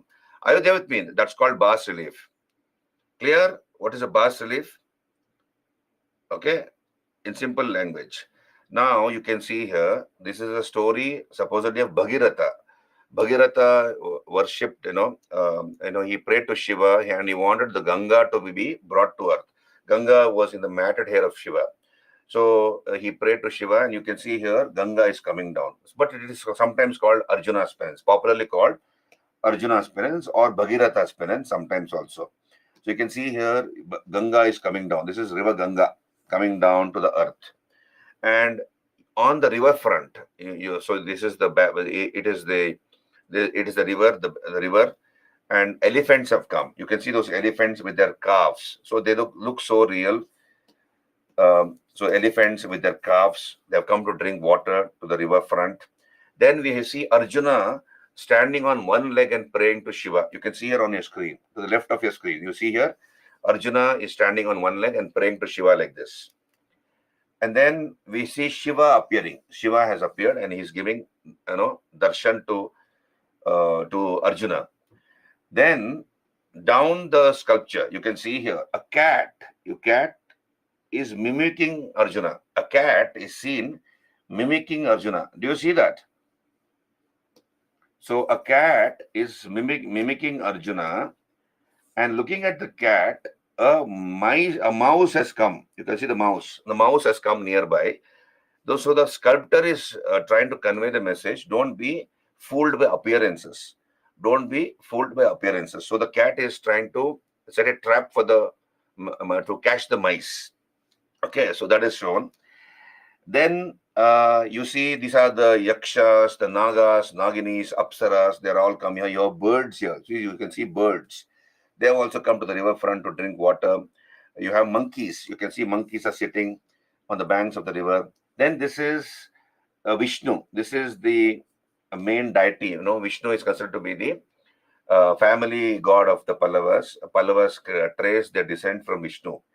And then what you see here to the left of your screen, you have a lion. You see a lion here. And then you have deers. Deers are also there. So the sculptor is trying to convey the message: given the right environment, both the lion or tiger or lion and the deer can coexist, provided the environment is conducive. So he's trying to convey. So this is an ashram. You can see this is an ashram. There's a sage sitting here praying to Vishnu, and both the lion and the deer are there. Then you have some of their heads are missing. You can see here some of the heads of these images are missing. You can see the head here. Head is missing here. There's another head which is missing. 3 heads are missing. So you might wonder, who did this vandalization? Who vandalized this? The Chalukyas of Badami. You see, Pulakeshi II was killed by Narasimhavarman I. And Narasimhavarman conquered Badami and took the title Vatapi Konda. And the Pallavas had occupied Badami for 12 years. Pulakeshi II had a son, Vikramaditya. So this boy had escaped along with his father's ministers in 12 years, in that gap of 12 years, when the Pallavas had conquered Badami. This boy becomes an adult, he becomes a man, and secretly the Chalukyas organized an army, and they attacked Vatapi, Badami, drive away the Pallavas, and now Vikramaditya wanted revenge. So he attacks Kanchipuram, the capital of the Pallavas, defeats and kills the Pallavan king, Mahendravarman II, and then that's the time when Vikramaditya has cut off the heads of these idols. So here we have Mahendravarman I. So the head of Mahendravarman I is missing. Okay, of Narasimhavarman I is missing, and also of Mahendravarman II is missing. So it was done by the Chalukyan king Vikramaditya I. So this is Arjuna's penance or descent of the Ganges at Mahabalipuram. Are you there with me, all of you? So this is the largest bas relief in the world, right? So when you go to temples, when you go to these old temples, historical places, make it a point to use the guide, local guide, because for an untrained mind and an untrained eye, we are not archaeologists, we are not historians. So everything looks the same. You might take a round, walk and go away without knowing the details. If you take the help of a guide, government guides are there. There is a fixed fees, so that will also help them to survive and in their profession. So they will explain to you, and you will start appreciating what is all depicted on the walls of these temples. Okay. So this is Arjuna's penance, and this is Durga slaying the buffalo demon, Mahishasura. The story goes, as you know, Mahisha, a demon called Mahisha, he had taken a boon from Brahma, stating that even if one drop of blood falls on the ground, another Mahisha should appear. So therefore, Durga, Parvati takes the form of Durga, and she is holding a bowl in one of her hands. and she is fighting against Mahisha, who is in the form of a buffalo. So he has a buffalo head, Mahishasura, and then she's not allowing the blood to fall on the ground because otherwise another Mahisha will appear, and ultimately she slays him, kills him. So that's why she's called Mahishasura Mardhini, the killer of Mahisha, right? Durga. This is one sculpture. Why I'm explaining this is UPSC has asked questions about some popular sculptures, where they are found. For example, Buddha in his parinirvana is found in which cave or which place? They have asked. It is Ajanta. So I have put these pictures not to tell you stories, but then relevant from the exam point of view, I'm trying to tell you.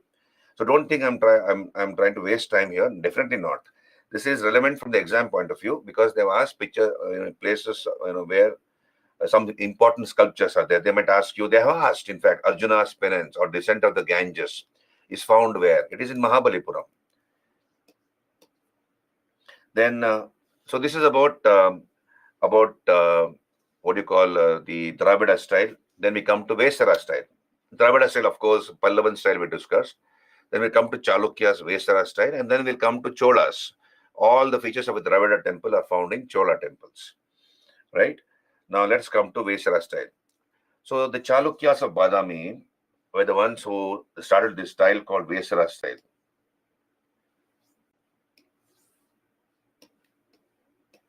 The Chalukyas of Badami.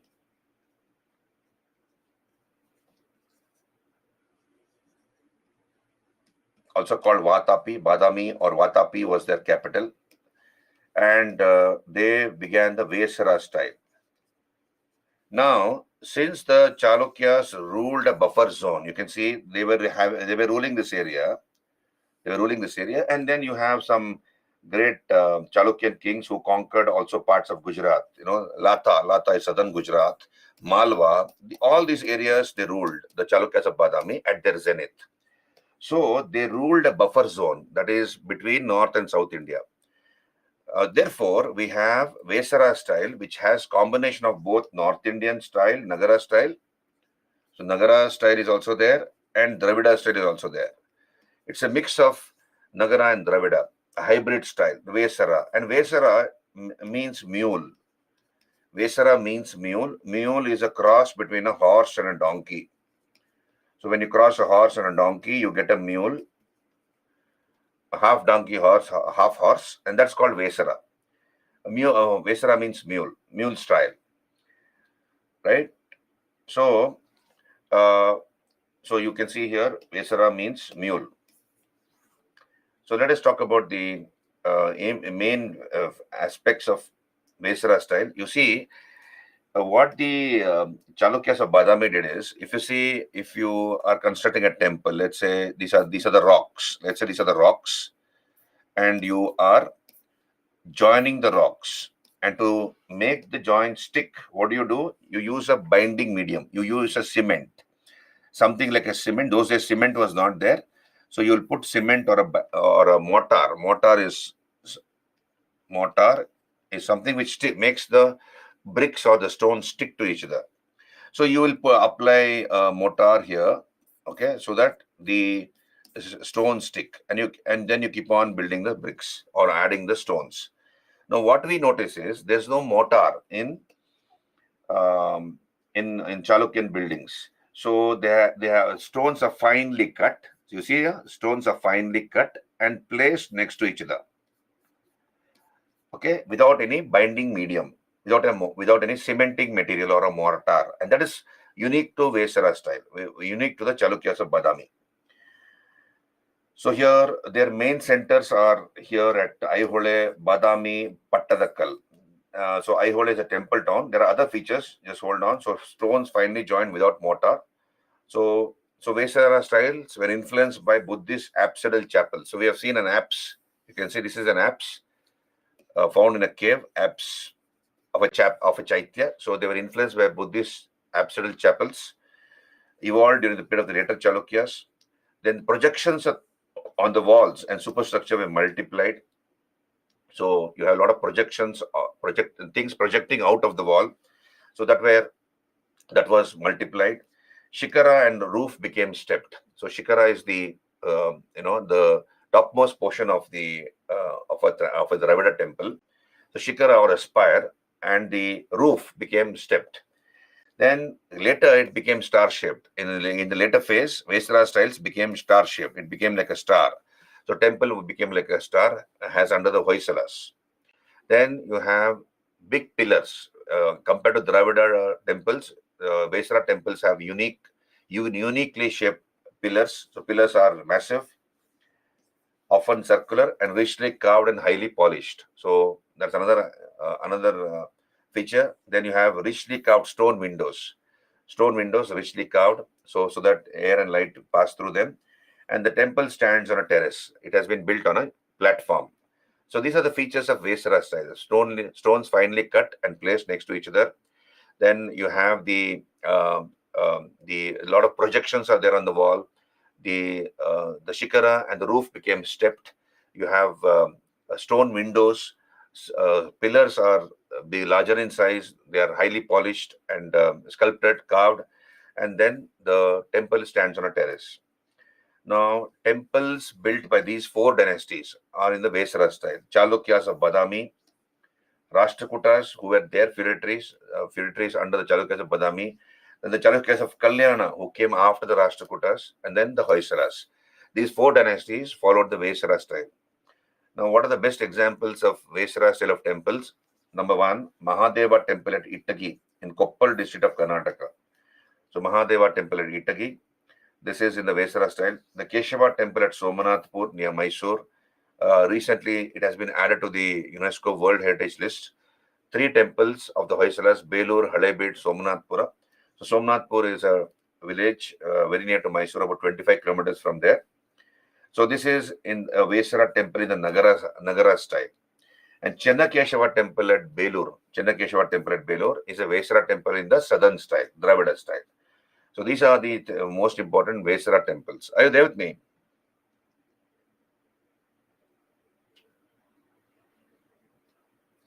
What was the first sculptor of Mahabalipuram? I don't understand your question, Deepesh. Who was the first sculptor? I have no idea. It was not done by one person, obviously. It was done by many sculptors. Unlike Hoysala temple, so in Hoysala temples, what we notice is the mason or the sculptor has signed on that particular sculpture. So he has signed, and along with signature, he has given other details. So such things are not there in Mahabalipuram, or for that matter, anywhere else. So how would you know the name of the sculptor? It would have been many sculptures.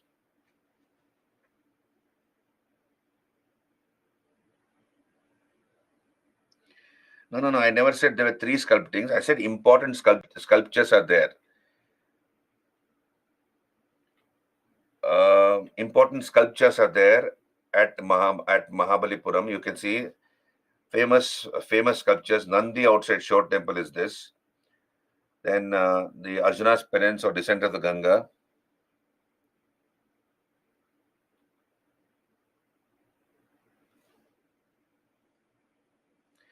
Okay, so we'll come back here. So this is Vesara style temples. Now, so let us look at the important temples under the Chalukyas of Badami. So here we have first stage in Aihole and Badami, and the second stage is in Pattadakal. So Aihole is a temple town. Aihole, it's not Aihole.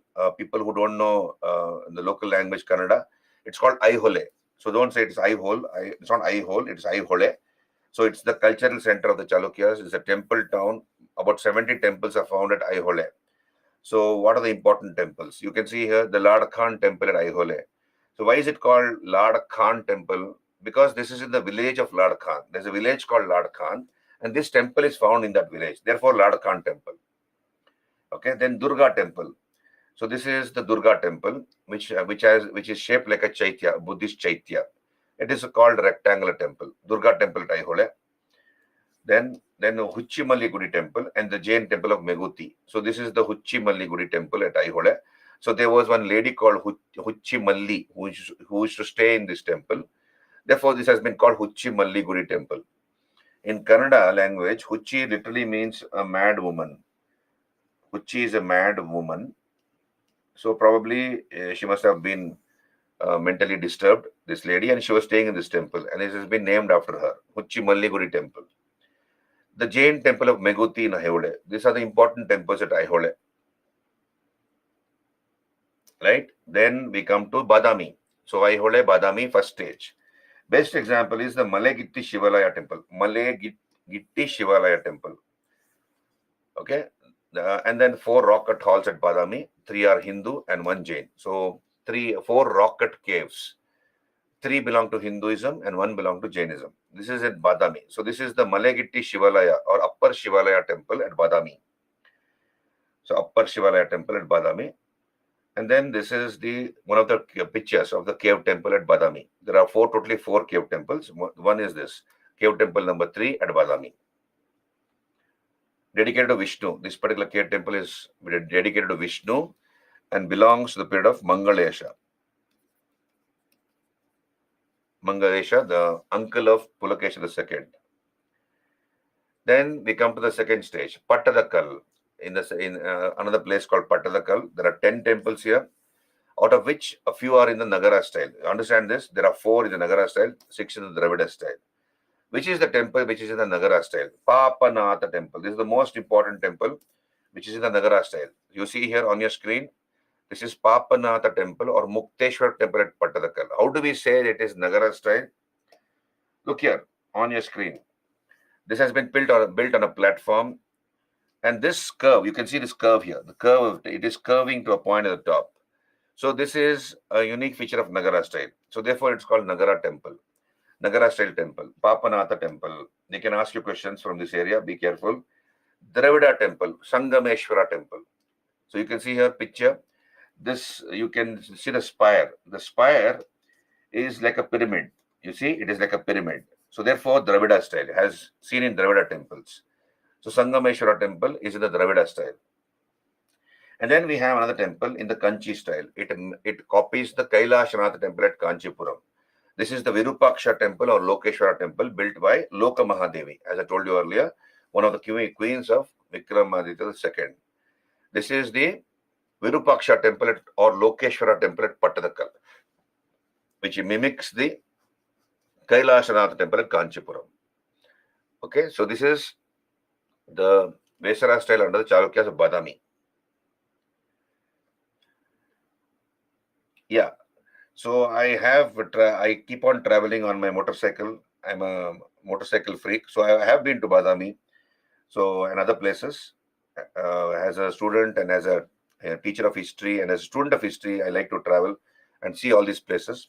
So I have a group of friends, and with them I take off. Okay, now this is we'll take a small break, a 15 minutes break, and come back. Okay, we'll take a 15 minutes break. It is 7:48 on my watch. 8:03. We'll meet at 8:03 exactly. 15 minutes. 8:03. Sorry. Yeah, 8:03 p.m. AM rather. AM. Okay. Don't worry about my mode of transport, Shreyas. Yeah, I have from something like that, an old one, but it is reliable. So we'll go for a break and come back.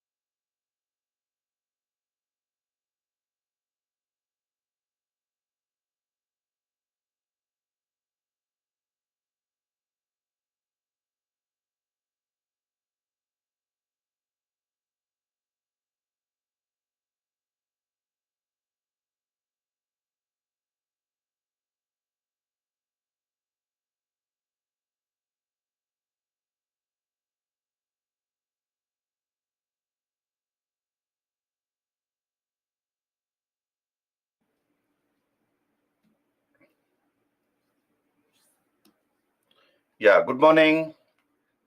Can we continue? Am I audible and visible?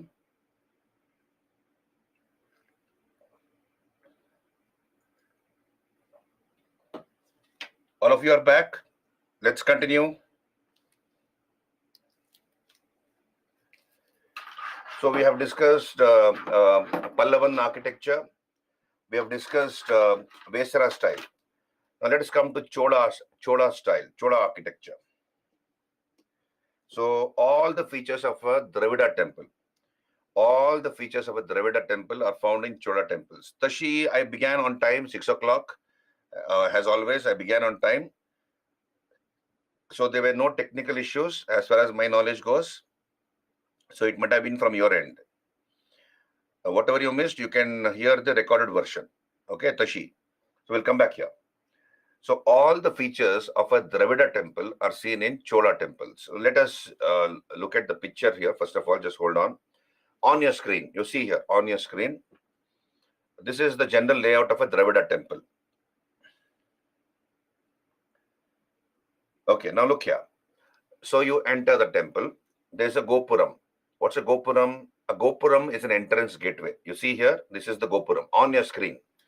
This is the Gopuram. For example, this is the Gopuram or entrance gateway of the Brihadeshwara temple at Tanjavur. Tanjore, as it is called in English. So you enter the temple through a Gopuram or a gateway. So you have a Gopuram here. Okay, this is a Gopuram on your screen. This is a Gopuram, right? Gopuram. Then you have an assembly hall, that is a Mandapa. So Mandapa is here, Mandap, assembly hall. Then you approach the Garbhagriha. So this is the Garbhagriha. You can see this is the Garbhagriha. Then you have a Vimana. What's a Vimana? It includes the spire along with the Garbhagriha. So the spire is like this. It is pyramidal in shape. You have a capstone here. And together with the Garbhagriha is called Vimana. So Vimana includes the spire and the Garbhagriha. There's a water tank. As you can see, Kalyani, as it is called, water tank. So water tank is there. Then you have a vestibule, Antarala. What's an Antarala? Antarala is that corridor which connects the Mandapa to the Garbhagriha. Mandapa, Garbhagriha. Corridor which connects the Mandapa to the Garbhagriha. That is called Antarala. Then we have subsidiary shrines. As you can see here, we have subsidiary shrines. Okay, this is how a Dravida temple looks like. So you have, I'll go to another page, just hold on.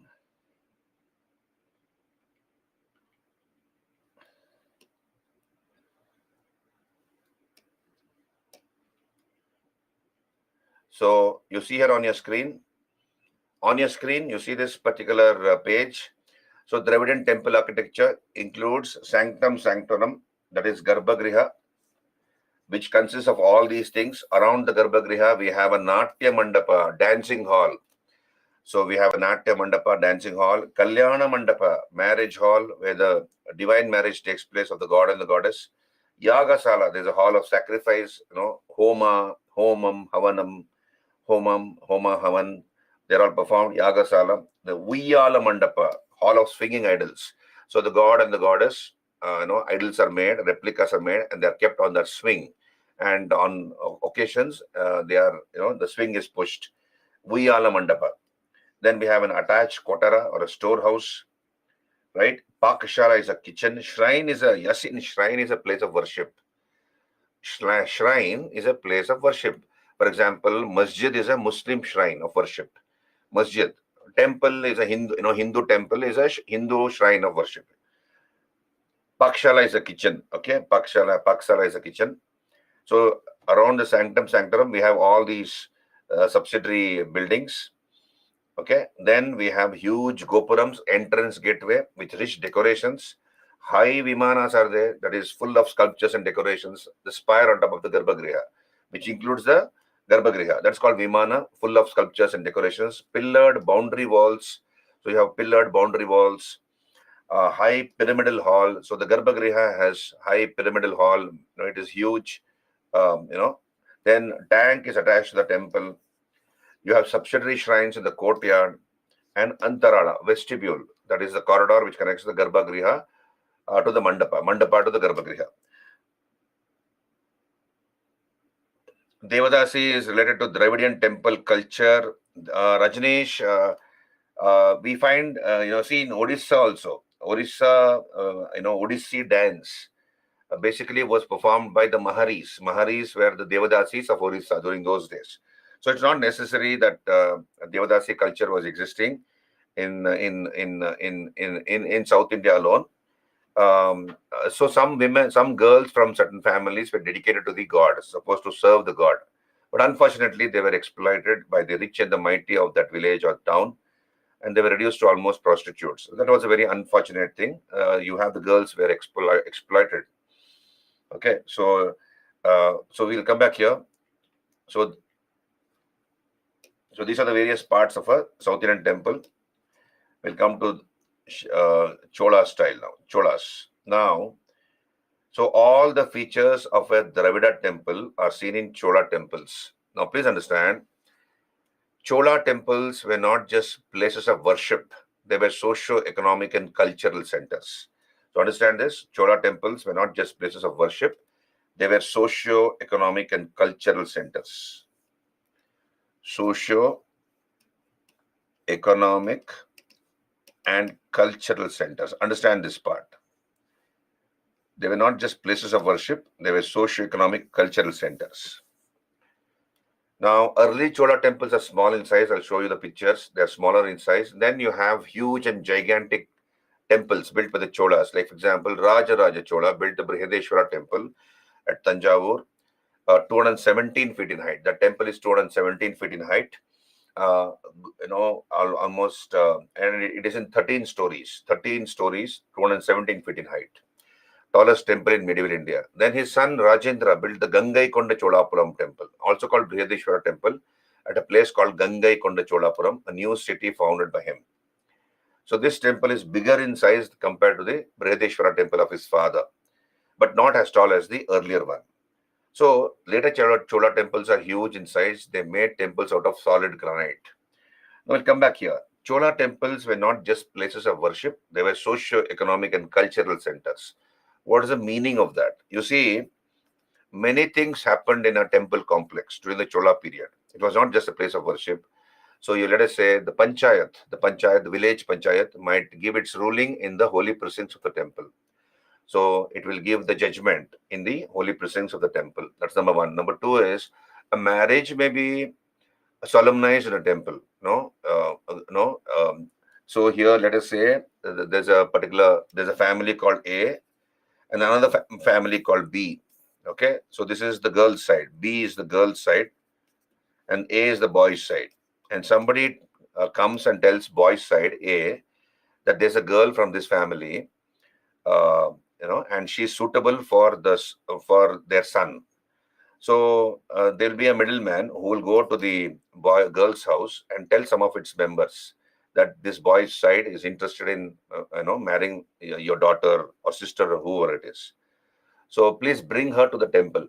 Please bring her to the temple, and I'll call the boy's side also. So the boy's side will come, then the girl's side will come. The girl might not know. Many members of the girl's family might not know. Many members of the boy's family might also not know as to why they've come to the temple. And from a far distance, the boy's side will see the girl, whom they are interested in for marriage into their family. So let us say they like the girl, they find her good looking, they know about the family. Then they can take the matter further. They tell the girl's side that we will come formally to the girl's house and ask the hand of the girl. Now, if they're not interested, let us say they for some reason, some of the members of ACE, the boys' side, feel that other girl, what they had seen about a few weeks back, is better than this girl, they might drop the idea. Nobody gets hurt. So if you go to a girl's house and then you reject the girl, it is heartbreaking for the girl's family as well as the girl. During those days, even nowadays, it is a very sensitive issue. The neighbors will start talking. awkward talking. They might start wondering why the boys' side has rejected the girl, so on and so forth. So it's handled in a very delicate manner. Did you understand? So here, and once the marriage is fixed, let us say the marriage is fixed, it might take place in the holy precincts of the temple.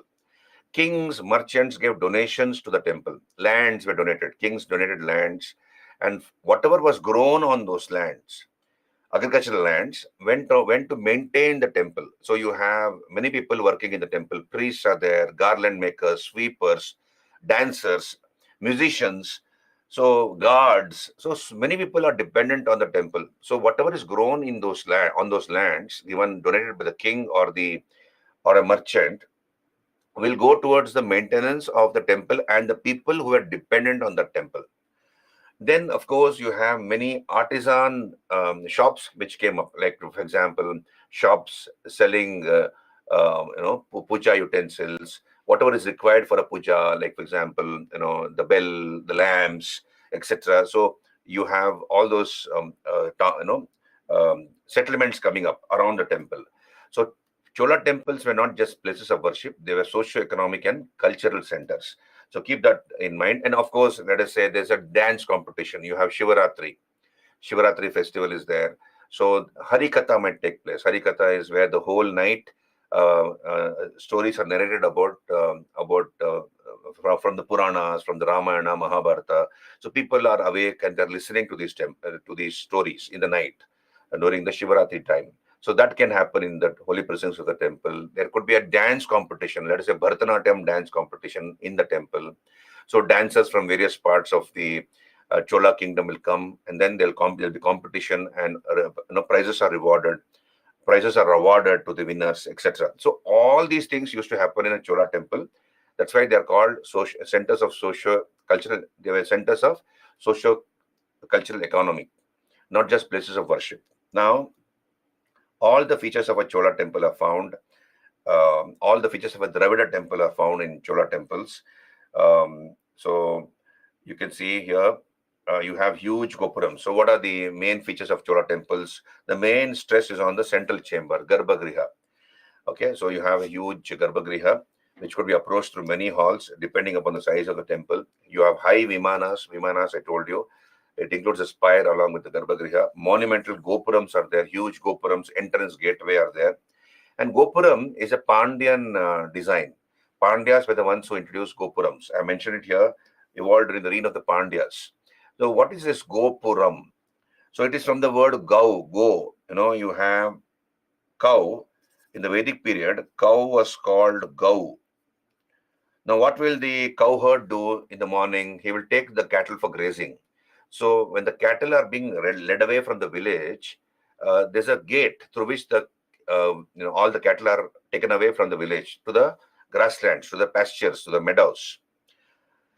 Okay, then in the evening, again, before it is dark, all the cows or the cattle are taken back into the village again through that gate. So the cow, that was called the cow gate. The cow gate became later the city gate. Okay, and later it transformed itself into the Gopuram. Am I there with you?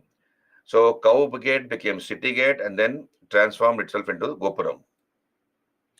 Now, so you have monumental Gopurams, huge Gopurams, entrance gateways. And the Europeans were very much interested in the Gopuram, studying the Gopuram, because it looked very similar, according to them, to the pyramids of Egypt. So you can see here, I've given an example. Pere Sonnerat. So this French explorer called Pierre Sonnerat, who visited India between 1774 and 1781. He was the one who made a first concise description of Gopura. And Europeans were interested in this Gopuram because it looked very similar to the pyramids. Okay, now, so you can see some of the early Chola temples. They are smaller in size. For example, Vijayalaya Cholishwara temple at Narthamalai, 9th century AD. Small temple. This is Vijayalaya Cholishwara temple at Narthamalai. Then the Mover Kovil. Kovil in Tamil language. I know a little bit of Tamil. So Kovil is a temple in Tamil language. Right? Kovil. So Mover Kovil at Kodambalur in Tamil Nadu. So this is another example of a small Chola temple. Then you have Shiva high on the facade. Facade is the entrance facing us, where you enter the temple. That's called the facade. So Shiva is shown dancing on the facade on the Muyalaka, demon called Muyalaka. I can see here. Shiva is dancing. So this is on the facade of the Moor Koil. And then, of course, we have the huge, gigantic temples built by Rajaraja. This is the Brihadishwara temple on your screen. This is the Brihadishwara temple at Tanjore, 217 feet in height. 217 feet in height. Your coconut tree is about 30 to 40 feet. Coconut tree. So imagine about 5 to 6 coconut trees, one above the other. So that's how tall the temple is. This is in 13 stories. 13 stories. And you see, this is the capstone. On top, you see a capstone. This weighs 80,000 kgs. That is 80 tons. And the height of the boulder is 25 feet. So it's a 25 feet boulder weighing 80 tons or 80,000 kgs. And it is considered to be a marvel of engineering that the Cholas were able to take this huge boulder to that height. And then the carving was done. So how did they do that? So I believe they built a ramp. They built a bridge. They built a bridge starting 6.5 kilometers away. So this bridge began 6.5 kilometers away, 6.5 kilometers away. So they began to build a solid bridge of stones, brick, mud, etc. It was not a pillared bridge. It was a solid bridge of masonry. And we are told that hundreds of artificial lakes came around this bridge or ramp when it was being constructed, because mud has to be dug out from the ground. So slowly it was rising like this, slowly rising to that height, starting 6.5 kilometers away. So what did the Cholas do? They took huge trunks of trees. Huge trunks of trees were cut. Okay, so these huge logs of wood, trunks of trees were cut. Then they were smoothened out so that they roll. If you push the log, it will roll. Then they placed the huge boulder from the quarry directly onto the boulder. Then, along with the help of elephants, oxen, human labor, slowly the logs were pushed, which were carrying the boulder on top of them and to that height. And then the carving was done. The stone was placed and the carving was done. So even nowadays, you have 18-wheel Volvo trucks. They cannot carry 80 tons. It has not been designed to carry such amount of weight. So it is considered to be a marvel of engineering. This is the Brihadeshwara temple at Tanjavur, right? Mover Kovil, that is the name of the temple, Mover Kovil. Not English mover, Udayarani, don't get confused. So this is the Gopuram or entrance gateway to the Brihadeshwara temple. And the Brihadeshwara temple is also called Rajarajeshwara temple. It's also known as Rajarajeshwara temple. It's basically a Shiva temple. The main deity is Shiva here. But then an image of Rajaraja and his queen are also worshipped in this temple. And this is one of the great living Chola temples. What is the meaning of living Chola temples? Living Chola temples. Now, when was this temple built? This temple was built in 1009 AD. So this temple was built in 1009 AD. And in 2009, this temple completed 1,000 years of its existence. Okay. Now, whatever pujas, rituals, etc. were performed during the time of Rajaraja are even now performed in that temple. So this is called a living Chola temple. It's not dead. It is a living Chola temple. And they have existed for such a long time because they were made of solid granite. They were Shiva worshippers, the Cholas. Then we have, so you can see some of the sculptures, elephant relief on the Chola temple. Tamil is written on the temple here. Tamil is written on one of the walls of the temple. Then we have, so it's 190 feet, 13 successive stories. And the capstone weighs 80 tons. And it is about 25 feet in height. Then another temple is the Gangai Konda Choleshwara temple. Gangai Konda Choleshwaram temple. As you know, Rajendra Chola took the Chola army and he defeated Mahipala of Bengal, the Pala ruler Mahipala. And he took a name. He conquered the Ganga Valley. So Rajendra took the name Gangai Konda Chola, the Chola who conquered the Ganga Valley. So Ganga water was brought from Bengal via the sea, by the Bay of Bengal, and then very near to Tanjavur or Tanjore, where his father had built that temple, Brihadeshwara temple, he constructed a temple. He founded a new city called Gangai Konda Cholapuram. And in that city, he built this temple, which is called Gangai Konda Choleshwaram temple or Rajeshwara temple. It is also called Rajeshwara temple, also called Brihadeshwara temple. So it has a unique concave shape. The Vimana has a unique concave shape, as you can see. And then the unique aspect is 13 feet Shiva Linga. So there's a 13 feet Linga inside.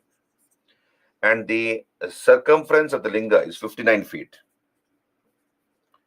The circumference of the Linga is 59 feet. And the height of the Linga is 13 feet in height. So, and you can see this gigantic Nandi outside the Gangai Konda Cholapuram temple. Yes, even now the rituals which were performed during the time of Raja Raja are even now performed in the temple. Yeah. Then, yeah, Yasin says she has visited the Brihadeshwara temple. Stones are very massive. How did they make this? Yeah, that talks about the art of quarrying during the Chola period, and they were made of granite. So and there are you have many temples around the district of Kumbakonam, around the town of Kumbakonam. You have almost 50 Shiva temples, and each temple is so huge, made of granite. And you'll start wondering how did they make these temples?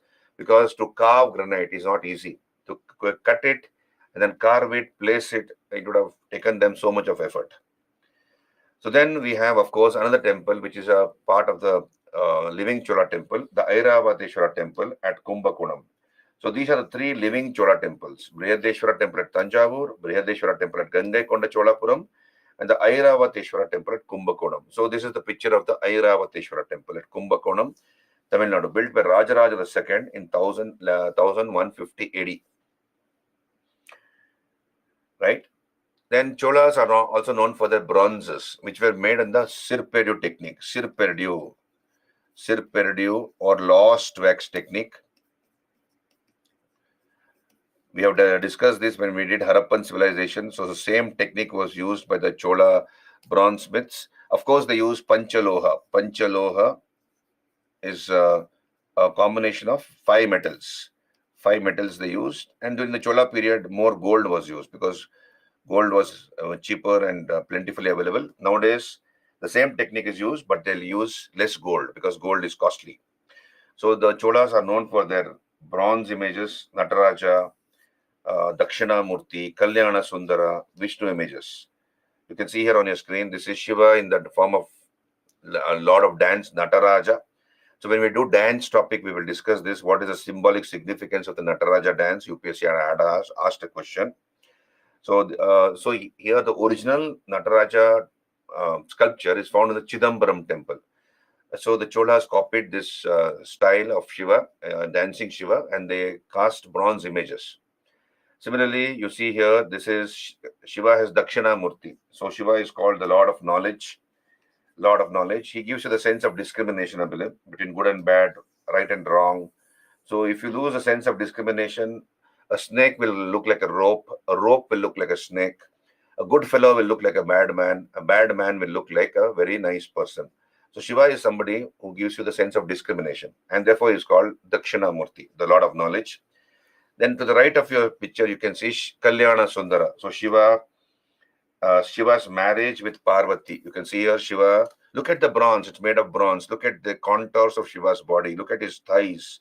Look at his fingers. Look at his body shape.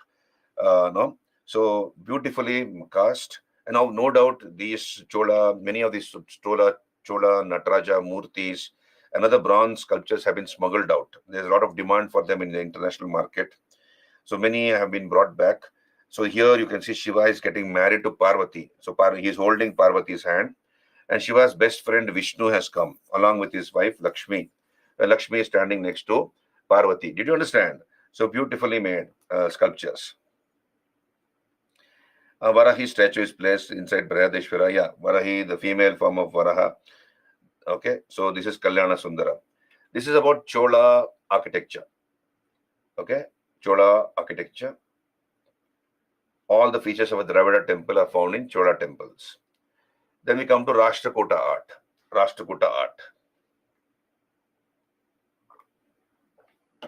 Now, basically, they emphasize on cave architecture. We have Rashtrakutas building cave temples at Ellora, Elephanta, and the biggest rock cut temple comes from the Rashtrakuta period. This is the Kailasha temple at Ellora. You can see on your screen.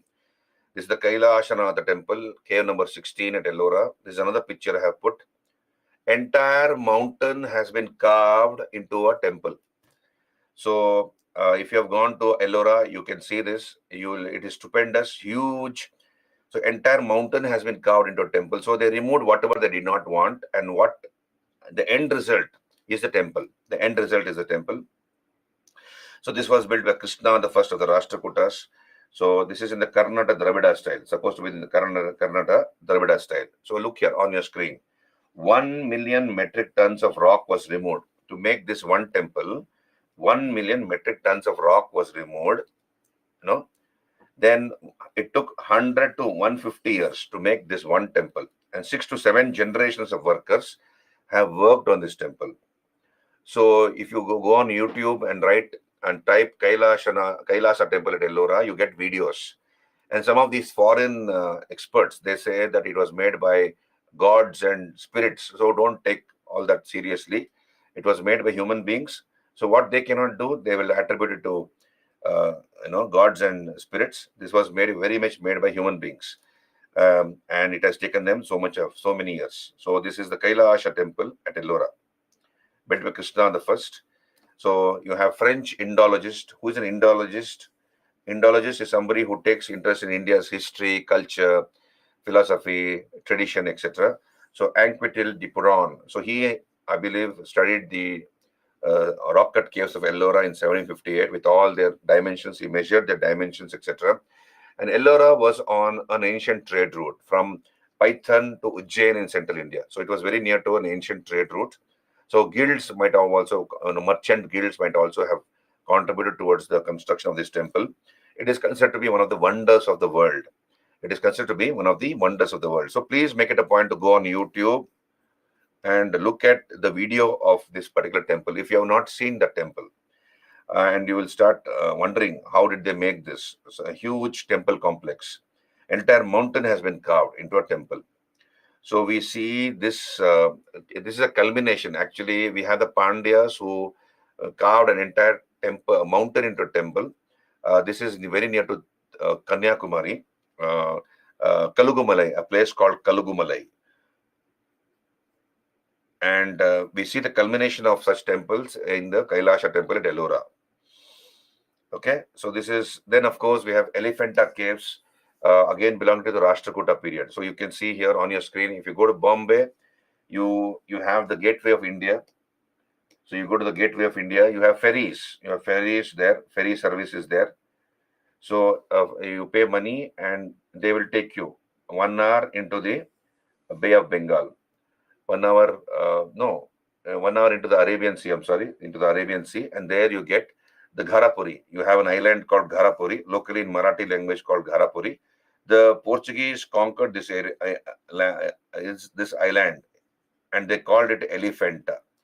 So sometime in 1534, they conquered this island, the Portuguese, and there was a natural rock formation. There was a natural rock formation, on that island. It looked like the face of an elephant. So looking at this, the Portuguese called it as Elephanta, and that name has stayed, but then it is locally called Gharapuri.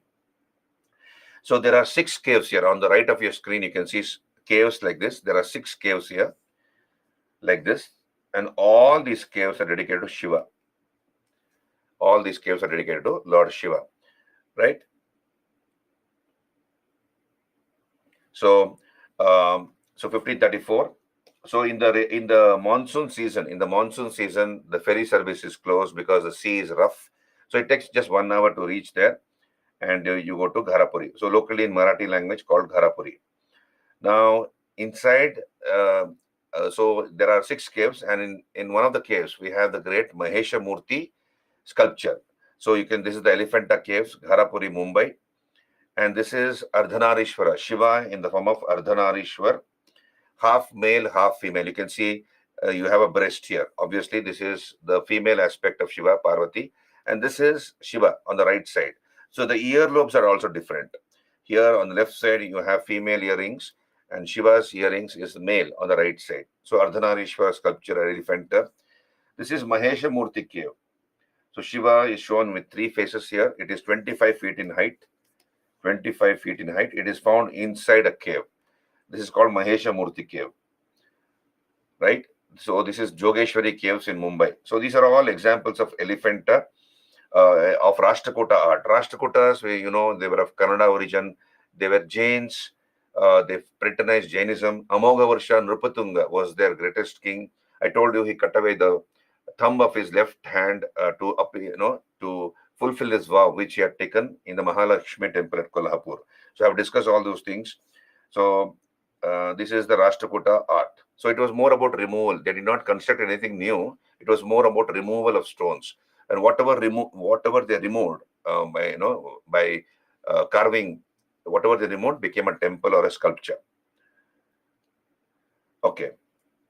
So then, so here Adam Hardy, art historian, he divides the Rashtrakuta art into 3 schools, one at Ellora, then the other around Aihole, Badami, Pattadakal, and Sirval. So remember most of the important things, the Kailasa temple at Ellora, then elephant, all caves dedicated to Lord Shiva, and important sculptures with the Rashtrakutas. Everything is not important, but either way I have put everything here. Then we have Ellora, about 100 kilometers from Ajanta is Ellora. There are 34 caves here. So initially it was made by the Buddhists. These are Buddhist caves. You can see Ellora here on your screen. These are the Ellora caves. Okay. Now there are 34 caves here. They were made by the Buddhist monks. Rashtrakutas redesigned those caves and dedicated them to Hindu gods. So they renovated these Buddhist caves and dedicated these shrines to Hindu gods, Shiva, Vishnu, etc. So this is Ellora caves. Dhumar Lena. In Marathi language, Leni or Lena is a cave. So Lena means cave in Marathi language, or Leni. It's also called Leni. So this is cave number 29 at Ellora. Look at the sculptures here inside the Dhumar Lena cave in Ellora. These are all the sculptures, beautiful, gigantic sculptures. This is Shiva slaying the demon at Ellora, Tripurantaka. So what is this Tripurantaka? Shiva, with one arrow, is supposed to have destroyed the 3 cities of the demons. 3. Pura is city. So 3 is 3. Pura is city. And Antaka, one who destroyed it. So Shiva is also called Tripurantaka. With one arrow, he destroyed the 3 cities of the demons. And please understand, Tripurantaka form of Shiva is highlighted in the Brihadeshwara temple at Tanjavur. So it's a Shiva temple, but this aspect of Shiva, that is Tripurantaka form, is highlighted in the Brihadeshwara temple at Tanjavur. So this is the sculpture at Ellora, cave number 29, right? Then this is Shiva and Parvati, Ravana Anugraha Murti. I think I told you this story when I did Rashtrakuta period. Ravana Anugraha Murti, Ravana trying to lift Mount Kailas. If you remember the story, some of you. Then this is Dashavatara, that is Vishnu shown in 10 avatars. This has got damaged, as you can see, badly. So in one sculpture, they have shown 10 avatars of Vishnu. This is again in Ellora, cave number 15. So Kashi Vishwanatha temple, Jain Narayana temple at Pattadakal. This is a UNESCO World Heritage Site. This was built by the Rashtrakutas. This is the Kashi Vishwanatha temple at Pattadakal, named after the Kashi Vishwanath temple at Kashi, Varanasi. And of course, we have the Jain Narayana temple at Pattadakal. Right? And of course, we have in the later stages, Rashtrakuta art became more and more stellar. So they began to build star-shaped temples, which became common under the Hoysalas. This is called stellar plan. Stellar means star-shaped or stellate plan. And Pandharpur in Maharashtra became an important center of the Vithoba cult during the Rashtrakuta period. So this is Vitthal with Rukmini at Pandharpur. So Pandharpur is a holy place in Maharashtra on the banks of the river Chandrabhaga. So it is on the banks of the Chandrabhaga River, a tributary of the Bhima. It's a tributary of the Bhima River. And here Krishna is called Vitthal and Rukmini is called Rukumai. So this Pandharpur became an important center during the Rashtrakuta period. Okay, so we have discussed Rashtrakutas. Now let us come to Hoysalas. Are you there with me, all of you? All of you, are you there with me? I hope it is interesting, but factual information. But then, so we are going on a temple trip here, temple tour in this class. So let us come to Hoysala temples. Let us come to Hoysala temples. So in September 2023, so I've given this here.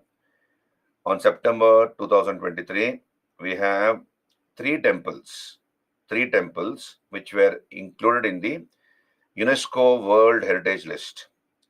So I have given you all. So here, you see here. So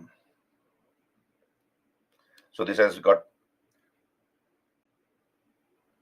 So it has been included in the World Heritage List.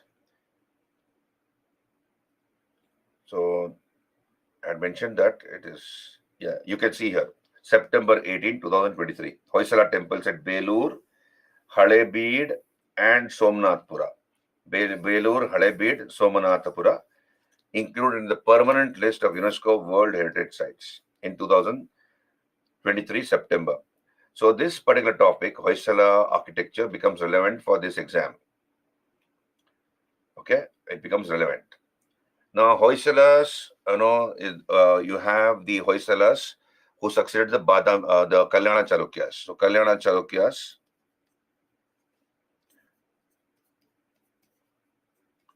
they got divided into three parts, isn't it? Hoysalas is one, Hoysalas, then the Yadavas of Devagiri and the Kakatiyas. So the early Hoysalas were serving as feudatories under the Kalyana Chalukyas. Early Hoysalas were serving as feudatories under the Kalyana Chalukyas, and Kalyana Chalukyas fought against the Cholas. So Hoysalas also helped the Kalyana Chalukyas as feudatories.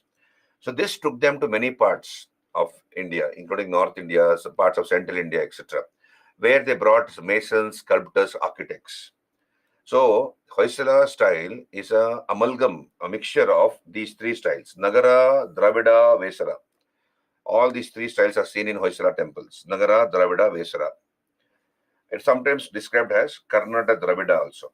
So their main temples are found at Belur, Halebid. These are in the Hasan district of Karnataka. And of course, Somanathpur is in the Mysore district. And temples here at these three places have been included in the UNESCO World Heritage List recently. So Hoysaleshwara temple is the most popular of the Hoysala temples. It is the Shiva temple, the largest Shiva temple built by the Hoysalas. They also built temples for Vishnu and Shiva. When Jainism was popular during this period, Jainism was very popular. But then we see the Hoysalas constructing Shiva and Vishnu temples, which show that you have a resurgence of Hinduism, a resurgence of Brahmanism. So let us look at the unique features of Hoysala temples. One thing you need to remember is the temple has been built on a jagati or a platform, and it is star-shaped. I'll show you the picture first, then we'll talk about it. You can see this is the Chennakeshwara temple at Belur. It is in the shape of a star. Another picture, you can see here, this is the Hoysaleshwara temple, Shantaleshwara temple. These are twin temples, Hoysaleshwara, Shantaleshwara temple at Halebid. So you can see the platform. If you have not gone to Belur, Halebid or Somnathpur, you see this is about 3.5 feet to 5.5 feet in height. 3.5 feet to 5.5 feet in height. And this runs through the entire perimeter of the temple, around the temple. So the pradakshina, you can see some people here, they are taking a pradakshina. So they're going around the temple, and the pradakshina or parikrama is outside the temple. Okay, so and then what we notice is from the base to the top, you have beautiful sculptures on your screen. Just hold on.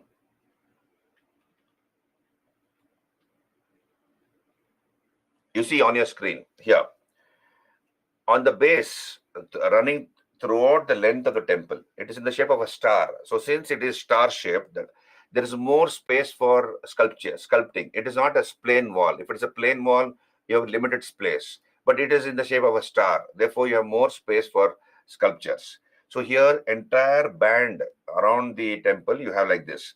On the lowest level, you have elephants, marching, playful elephants. So elephants signify stability. So they denote stability. Then above the elephants, you have lions. So these are lions. They depict strength. Then you have a thin miniature scroll. You can see here, this is thin miniature scroll. Above that, you have horses, horse riders, horses in various poses. Horse symbolizes speed. So like that, and again you have a frieze here, a thin miniature scroll. So throughout the length of the temple wall outside, we have beautiful sculptures running through. So you can see here on your screen, marching playful elephants. I just now showed you, marching playful elephants. This is number one. Then number two, lions. You see, this is number two, lions. Number three, thin miniature scroll. Thin miniature scroll. Okay. Then horsemen in different postures. Number four, horsemen in different postures. Number five, thin miniature scroll. Again, thin miniature scroll. Like that, you see here on your screen, friezes narrating legends from the Hindu texts. Ramayana, Mahabharata, Puranas. You have stories depicted in sculpture. Makaras, crocodile. So seventh is crocodile. Makara, crocodiles are shown. They are running throughout the length of the temple, mind you. Then Hamsa are swans. Swans and peacocks are shown. Then we have various professionals, barber, weaver, etc. So daily life of people, sometimes they are sitting, sometimes they are standing. So they are shown. Then mythical creatures, number 10, mythical creatures, festivals, ceremonies are depicted. Then artha, kama scenes, dharma scenes, including courtship and mithuna, sex scenes, eroticism, sex, they are shown. Various occupations, some mythical scenes, then large image panels, deities, spiritual stories from Hindu texts, etc. So please understand, a temple is a man-made representation of the cosmos. So we are human beings, but then we have also other creatures existing on this earth, birds, animals, okay, mythical, so all these things are shown on the walls of a temple. So there are different themes, stories from the Ramayana, Mahabharata, Puranas, social life. People are shown with wearing a particular dress. So you can understand the social life of the period, the type of professions which people are involved in. And also you have imaginary creatures, mythical creatures. All these are shown on the outer walls of a Hoysala temple, right? Now, so here one more aspect about Hoysala temples is they were made of soapstone, locally available stone called soapstone. It is called chloritic schist or soft stone. Basically, it's a soft stone, not butter soft. It is not as hard as granite. So what is so unique about this soapstone? So when the carving is done, it is relatively on the softer side. But after the carving, over a period of time, it gets harder and harder. So that is unique about the soapstone or chloritic schist and locally available kanashile. Shile is stone, as you know, Shila. So locally available stone called kanashile also has been used. Now in Hoysala temples, generally how many, in every temple, how many garbhagrihas are there? In a temple, how many I'm explaining to you, Yasin, the architectural feature of Hoysala temples. One. So Divyani, Zeba, Stephen, everybody know there's only one Garbhagriha. Main temple, one Garbhagriha. In Hoysala temples, there could be up to 5 Garbhagrihas. So one Garbhagriha with one is called Ekakuta. Ekakuta. Two Dvikuta. Three Trikuta, 4 Chatushkuta, Chatushkuta, 5 Panchakuta. So there can be up to 5 Garbhagrihas in a Hoysala temple. Very unique. Another aspect is, you see, the sculptor has signed, he has made an image. Let us say he has constructed a part of the temple, he has made a beautiful sculpture. He has sculpted his name on that. He has, as if he has signed on it. So that's very unique to Hoysala temples. You can come to know which sculptor has sculpted that particular idol or an image. And also you have other details also mentioned on Hoysala temples, right? So Hoysala temples are called jeweler's art. It's called jeweler's art. Why is it called jeweler's art? Because you have intricate designs. Women use gold jewels in marriages, and those marriage jewels have intricate designs. And depending upon the designs, the cost also varies, right? So like that, in stone, we have designs made. For example, if you go to Halebid, Belur, etc., you have a dancer. So she's smiling, in the small sculpture, she's smiling. And the sculptor has also shown the teeth of the dancer. So such minute details are shown. So we'll come back here. So their temples have a unique asterisk plan. Asterisk is star-shaped. So they are like in the shape of a star, right? Then you have a platform running around the temple, 3.5 to 5.5 feet in height. And the star shape provided more wall space for sculpture. Then the circumambulation is outside the temple. Locally available soapstone, chloritic schist, and karnashile have been used. Then you have elaborate carving, sculptures, basement, lattice, that is pierced stone ventilators. So pierced stone windows are shown, towers, shikaras, lathe turned pillars. Pillars are made of lathe turned pillars. All these are shown, and they had an interlocking system. So where the pillars were locked, the sculptures were locked into the building. So you have a lock and unlock system, and the temple could be dismantled. So here, of course, it has been vandalized in many places. Malik Kafur, the general of Alauddin Khalji, he attacked South India. One among the kingdoms he attacked was Hoysala kingdom. So he has engaged in a lot of vandalism. Some of the temples remain incomplete for that reason, because that was the time when the attack happened. Right? Then, of course, I told you, you have friezes, around bands of horizontal friezes running throughout the length of the temple. Okay, so you have animal and floral motifs, musicians, dancers, battle scenes of daily life. And upper portions, you have beautiful mythical sculptures of deities, stories from epics, Bhagavata, Purana, etc., jewelry, headgear, clothes of these sculptures give an idea of the society of the period. Then we have Shila Balikas, bracket figures. Shila Balikas, that is beautiful feminine figures. So I'll show you the picture. You see, this is the picture of a Madanakai. You can see here. So beautiful. These are called Shila Balikes. Shila Balikes. Look at the contours of her body, the way they have sculpted it. Look at that skirt she's wearing. Look at the details. And she's looking herself in the mirror. Here she's putting a kumkum, she's looking at herself in the mirror and putting a kumkum, So beautiful sculptures. These are called Shila Balikas. Madanikas are shown. The female counterpart is called Madanika. Shila Balikas and Madanikas, male counterparts. Then Bhuvaneshwari, inverted lotus. So in the ceiling, we see an inverted lotus. That's called Bhuvaneshwari. Then Vimana have intricate carvings. Number of sanctorums varied. So Ekakuta, Dvikuta, Trikuta, Chatushkuta, Panchakuta. And then many places we have the temples which have been signed by the sculptor. Right? So this is about Hoysala temple architecture. So important temples, Chennakeshava temple or Vijayanarayana temple. This is the first, this is considered by Vishnuvardhana. This is the first temple under Hoysala style. It's a Ekakuta temple. It took 103 years to build this temple. 103 years to build one temple. Chennakeshava. This is the Chennakeshava temple. I told you Vishnu is shown more in a feminine form here. Krishna or Vishnu is shown in a very feminine form. And I told the story of Bhasmasur. So that's why it is shown in a more feminine grace. Then Kappe Chandigaraya temple and Hoysaleshwara, Shantaleshwara. They are Dvikuta temples. Somanathpura temple, Keshava temple at Somanathpura is a Trikuta temple. So Ekakuta, No, Panchayatana temple have 5 Garbhagriha. No, Satyam. Only one Garbhagriha.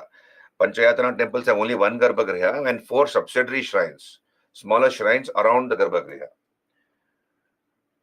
Okay, then we have the twin temples, Hoysaleshwara, Shantaleshwara temple built by Ketamalla. He was a general of King Vishnuvardhana.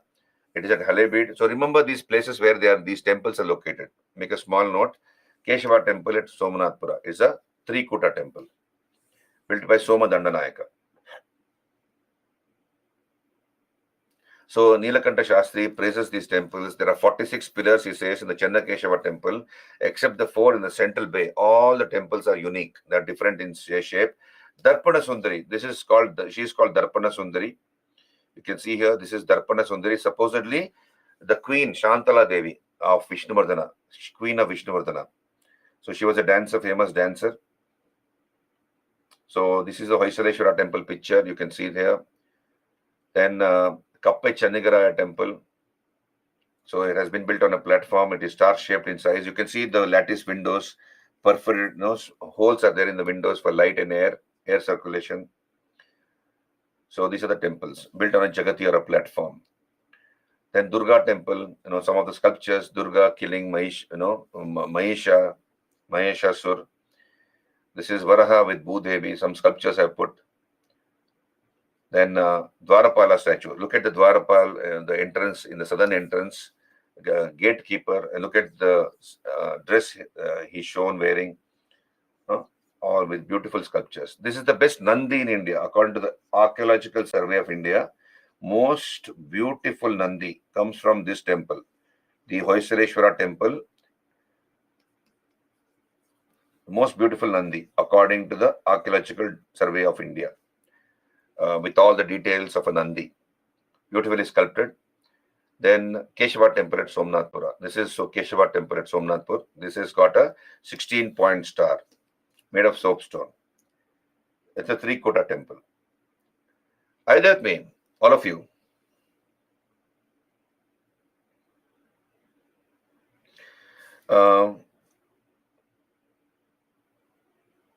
Yes, Himani, the temples built at Belur, Halebid, Somnathpur have been included in the UNESCO World Heritage List. Divyani says, as per the temple shown, women on that time did not wear clothes on the upper body. No. With Divyani, women are shown covered. Their upper body is covered, lower body is covered, but then the shape of the body has been depicted in a beautiful manner. Kuta, Akshata Kuta is, number of cells, depending upon the number of Garbhagrihas. In a Hindu temple, there's only one Garbhagriha, but in Hoysala temples, there could be up to 5 Garbhagrihas. Ekakuta, one temple with one Garbhagriha. It's called Ekakuta. Dvikuta is 2. 3 is 3, like that. Hoysaleshwara temple was built by Ketamalla, one of the generals of Vishnuvardhana. So it's here you can see Hoysaleshwara temple.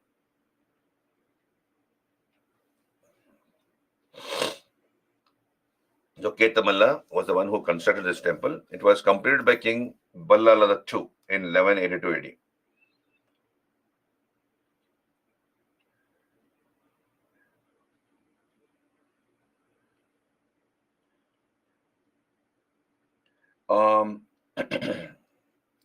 Yasin, on which manner UNESCO adds temples, you have to make a representation to the UNESCO.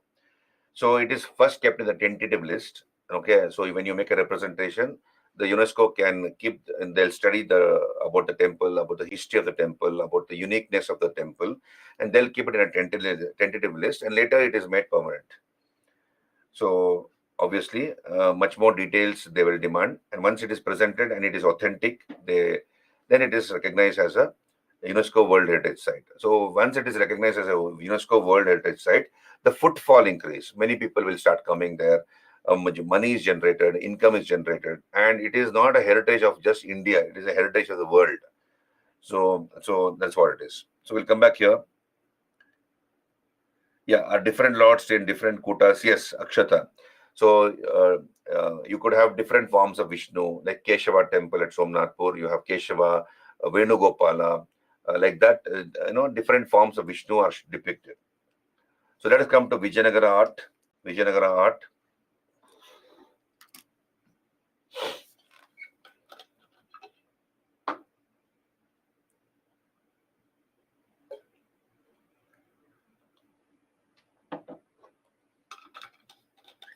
So Vijayanagar art is or architecture style is called Provida style. It's called Provida style.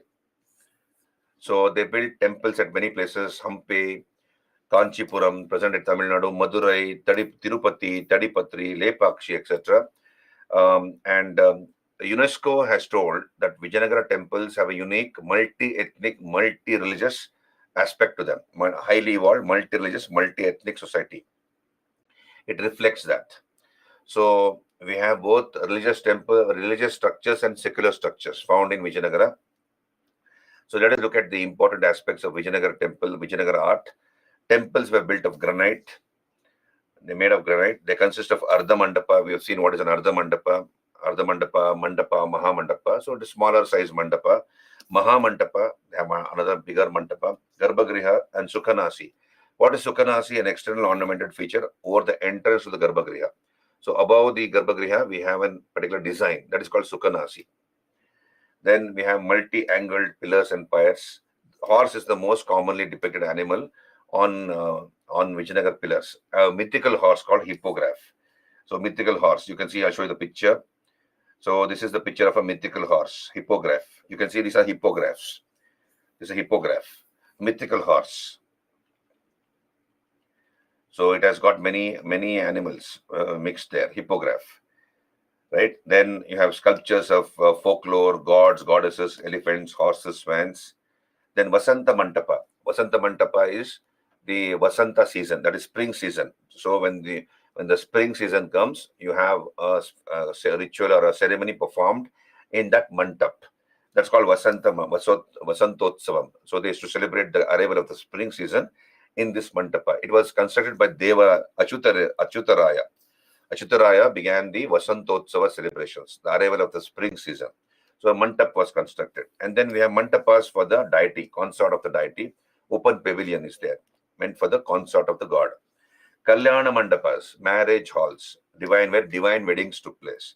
Amman shrine. Amman shrine is consort of the god. So if it's Shiva temple, you have Parvati, a small self of Parvati. That's called Amman shrine. Okay, found in the temple complex. Huge gopurams are there, and they came to be called Raya Gopurams. I told you, Vijayanagar kings introduced gopurams in the 4 directions. And these gopurams are huge. They're called Raya Gopurams. Let me see if I put a picture, Raya Gopuram.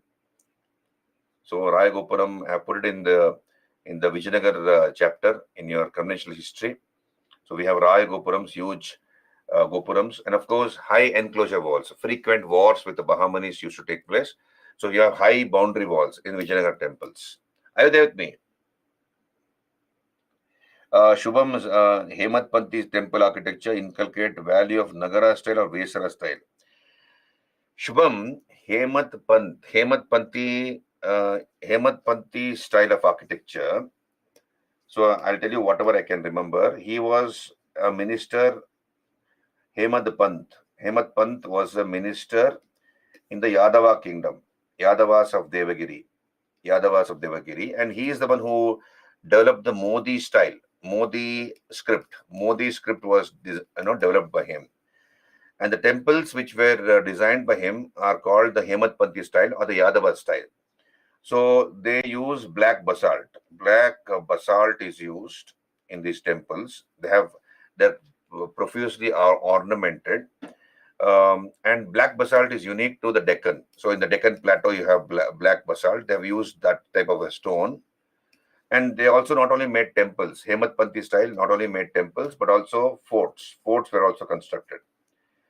So this is a very unique style. Neither Nagara, neither Vesara. As far as my knowledge goes, neither Nagara, neither Vesara. It's a unique style called Hemad Panthi style. Yeah, that's what I would remember. Oh, that's what I know. So here we'll come back here. Vijayanagar art. You have both religious and secular buildings. So what are the religious buildings built by the Vijayanagar kings? So remember this. So what I would tell you is, if you can anticipate a question in the from the Hoysala art. You already make a 250 word answer and keep it. Already make a 250 word. Why should you write the answer in the examination? You anticipate questions and then you write an introduction. You give the important features of Hoysala temples, important temples, you mention examples, and then you give a conclusion. So 250 words. Similarly, Vijayanagara art, 250 words. You make a 250 word answer and keep it ready. Right? In case a question comes, you just have to download that. You don't have much, you'll save a lot of time and headache answering those questions, right? So you already make it and keep it, anticipating some questions.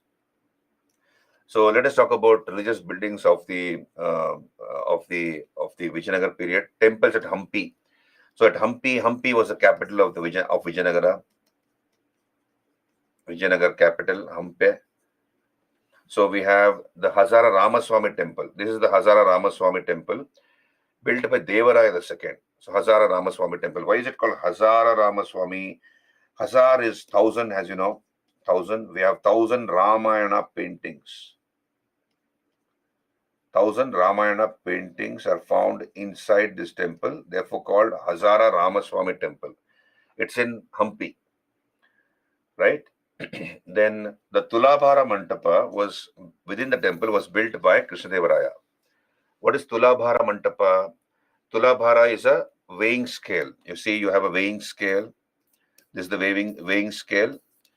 And on important occasions, like a birthday, the king will be sitting on one weighing scale, an equivalent, a little bit more than equal of his weight in gold, diamond, etc., precious stones, is filled up. And whatever is, so it slightly should be more than the weight of the emperor.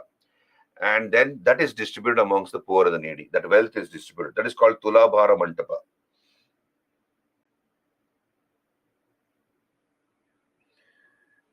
Right? I didn't understand your question, Akshata. We'll come back here. Then we have the Vittala temple or the Vijaya Vittala temple, again built by Devaraya II. So this is the Vijaya Vittala temple. You can see here, Vijaya Vittala temple built by Devaraya II of the Sangama dynasty. He was the greatest of the Sangama kings. You can see in this temple, there are 56 pillars. There are 56 pillars in this temple. And when you gently tap those stone pillars, they are made of stone. When you gently tap them, they create sound, they produce sound. So this is the Vijay Vittala temple at Hampi, and this was built by Devaraya II, the temple, whereas this chariot, you can see on the right side of your screen, this chariot was ordered to be constructed by Krishnadevaraya. Krishnadevaraya, he conquered Orissa. The Gajapatis of Orissa, Gajapati dynasty was ruling over Orissa, you know that. So he conquered the Gajapatis, Krishnadevaraya, and he married the Gajapati princess. And then he visited Konark. The Sun Temple at Konark, and he was impressed with that. So Krishnadevaraya ordered that he wants something like that, a chariot temple in Hampe. So that is the inspiration. The Konark Sun Temple is the inspiration behind this stone chariot at Hampe, built by Krishnadevaraya, or built on the orders of Krishnadevaraya. And of course, it is known for the musical pillars, the Vijaya Vittala temple it is at Belur, the Vijaya Vittala temple. And then Achyutaraya temple, and then Mahanavami Dibba. So what is this Achyutaraya temple and Mahanavami Dibba? So this is the stone chariot you can see here on your screen. Beautiful stone chariot. The inspiration is the Konark Sun temple. And we have another stone chariot in Mahabalipuram, famous stone chariot in Mahabalipuram. So these are the musical pillars, Vijaya Vittala temple, Hampe. And this is the Mahanavami Dibba or Dasara Dibba. So here, this is sort of a platform ordered to be constructed by Krishnadevaraya. And Krishnadevaraya used to sit here and watch the competitions. So he used to sit here and watch all these competitions, march pass, okay, army march pass, war games, bow and arrow competitions, sword fighting, then wrestling, musical performances, Navaratri celebrations. They were all witnessed by the emperor sitting on this platform. This is called Mahanavami Dibba. Right? Then we have the Vijayanagar kings also building temples at other places. So I have given you a chart here. Veerabhadra temple at Lepakshi, built by Veeranna and Virupanna. So Veerabhadra, Lepakshi is a town on the Bangalore-Hyderabad highway. It's about 130 kilometers from Bangalore in the Anantapur district of Andhra Pradesh. It's called Lepakshi. So here we have Veerabhadra temple there. And then there are other temples built by the Vijayanagar kings. For example, the Vidyashankara temple at Sringeri in Karnataka, 1,000-pillared Basadi, or a Jain temple at Modibidri. The Basadi is a Jain temple, as you know. Jain temple. Ramalingeshwara temple at Tadipatri, etc. So a part of the Meenakshi Sundareshwara temple. So Vijayanagar kings also added a annex to the Meenakshi Sundareshwara temple at Madurai. Then we have secular buildings. So we have discussed religious buildings, we come to secular buildings. So most of them are in the Indo-Islamic style. So a mixture of Hindu and Islamic elements. So sizable number of Muslims were there in the Vijayanagar kingdom, also in the Vijayanagar army. Similarly, Hindus were there in the Bahmani armies and in the population of the Bahmani kingdom. So it's a mixture of Indo-Islamic styles. So what are the examples? Lotus Mahal, also called Kamal Mahal. You can see here, this is the Lotus Mahal. Lotus Mahal or Kamal Mahal. This is in the Sarvato Bhadra style. What is the meaning of Sarvato Bhadra style? Sarvato Bhadra means you can enter through all the four directions.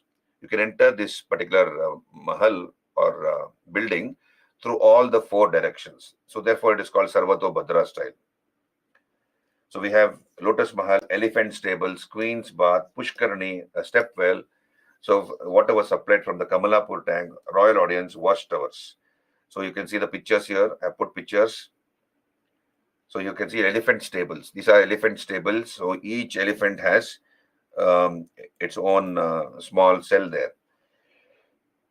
Queen's Bath. So this is where the queens used to take a bath. This was a swimming pool. You can imagine hundreds of women, queens of the Vijayanagar kings, taking a swim here, playing in the water, etc. This is the step well at Pushkarani, a Pushkarani or a step well at Hampe. You can see that, beautifully made. And these are the bronze statues of Krishnadevaraya with his queens in the Tirupati Tirumala temple. So on top is the Tirumala, down is Tirupati, famous, in Andhra Pradesh. So here inside the temple we have the statues of Krishnadevaraya with his two queens made of bronze. This is the largest Nandi in India. The most beautiful Nandi is in the Hoysareshwara temple. I told you. The largest monolithic Nandi is in the Veerabhadra temple built by the Vijayanagar kings. So this is the largest Nandi in India, 27 feet in length, 15 feet in wide, 15 feet in height, 27 feet in length. Largest monolithic Nandi in India. Comes from the Veerabhadra temple at Lepakshi, Andhra Pradesh. Right? Then this is the largest fresco in India. What's a fresco? It's a painting. Painting done on a wet plaster. So on the ceiling of the Veerabhadra temple, we have the largest fresco in India. It is 24 feet in length and 14 feet in width. Then there's a hanging pillar in the Veerabhadra temple. So it's believed that you can take a cloth and then you can slide the cloth or a handkerchief under the pillar. So this is the hanging pillar. Then largest Nagalinga comes from, again, Veerabhadra temple. This is the largest Nagalinga, a linga with the hood of a snake giving protection to the linga. So then I have given a note on sculptures, various sculptures belonging to the Vijayanagar period, sculptures of Ramayana. So they made a lot of sculptures of horses, huge Nandis, horses on pillars. They were depicted, stone chariot, step well. They're all examples of sculptures. And Lakshmi Narayana, the Narsimha statue, Ugra Narsimha statue. I think I put this here, Ugra Narsimha statue. So I have not put it. It is there in the conventional history, Vijayanagar chapter. The Ugra Narsimha, 6.7 meters in height. So this is about Vijayanagar architecture. Are you there with me, all of you? So this is Vijayanagar art and architecture. Can I move on? Are you clear? So then we come to Nayaka style. Nayaka style. Zeba, this pillar, is not touching the ground. It's not touching the ground. The British, I believe, when you go there, to this Veerabhadra temple. The guide will tell you some quaint story. Some British officer tried to find out how this stone is not touching the ground, how this pillar is not touching the ground, and he made some disturbance to it. And now a part of the pillar is touching the ground. That's what is, we don't know. That's part of the design. Okay. The Nayaka style. Nayakas ruled over Jinji, Tanjavur, Madurai, Mysore. So Nayakas ruled over those areas. And the Nayakas, they built beautiful temples. The best example is the Meenakshi Sundareshwara temple at Madurai on the banks of the Vaigai river, built by Kulashekara Pandya in the 12th century, 12th, 13th century. This is the Meenakshi Sundareshwara temple. So Shiva and Parvati. So Parvati is called Meenakshi here, the fish-eyed goddess, Meenakshi. Akshi, the fish-eyed goddess, and Shiva is called Sundareshwara. So there are 11 gopurams here. You can see the gopurams, 11 gopurams. There's a golden lily pond here. So huge, it's a huge temple complex built by a series of Nayaka kings. So here this temple was rebuilt in the 14th century, expanded in the 17th century by Tirumala Nayaka. The golden lily pond, temple of Meenakshi and Shiva, huge corridors, 1,000-pillared halls. So Nayakas introduced 1,000-pillared halls. You can see this is the picture of a 1,000-pillared hall in the Meenakshi temple. So, and these are the mythical horses, hippogriff, mythical lions rather, mythical lions. So this is the Meenakshi temple at Madurai. And you get lost in this temple without those directions mentioned, arrow marks mentioned. You will not be able to exit. It is that huge. And Vijayanagar kings also added some annexes to this temple. So Ranganatha Swami temple at Srirangam in Tamil Nadu, it was originally built by the Cholas, the Ranganatha Swami temple, and expanded over a period of time. So the main Gopuram is 73 meters. That is about 240 feet in height. This is the Ranganatha Swami temple in Srirangam. So Ranganatha is a form of Vishnu, reclining Vishnu, Ranganatha. Okay, so then Dravidian temple architecture. I've discussed this important features of a Dravida temple: sanctum, sanctorum, Natya Mandapa, Kalyana Mandapa, etc. So this is the picture of a shikara. You can see on your screen. This is the picture of a shikara, and this is a vimana. So in a South Indian temple, it includes a spire and the garbhagriha. It is called a vimana. So this is about ancient Indian architecture. Are you there with me? So just revise, you just revise. Everything is not important, but then you revise, and then we look at the questions at the end. You will come to know what type of questions have been asked by UPSC in the end. So difference between Nagara and Dravida, I have given you a chart here. So there are no boundary walls in a North Indian temple. There's no temple tank. It has been built on a Jagatiya platform, and the platform is higher than the base level. There are 3 types of shikaras. All those things are there. And Dravida temples, it is built in South India. It is pyramidal in shape. The topmost portion is called shikara. There's a temple tank. There's a boundary wall. So all these differences I have given you in the form of a chart. Please go through it. So they can ask you this way also in the mains exam: difference between Nagara and Dravida temple architecture in 200 words, 250 words. So they can ask you. So you give an introduction, and then you mention Nagara Dravida styles, give important examples of these temples, Nagara style, Dravida style, sub-schools of Nagara also you can mention, and then you give a conclusion. Right? This is about ancient Indian architecture. So then let us come to Indo-Islamic architecture, medieval architecture. Medieval architecture. So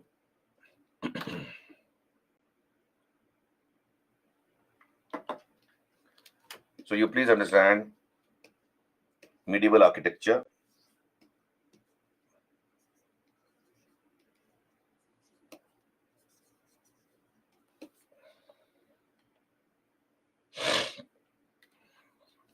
Yeah, revise has the the subject expert is telling you, please revise. Revision is the mantra. Revise and it becomes very easy.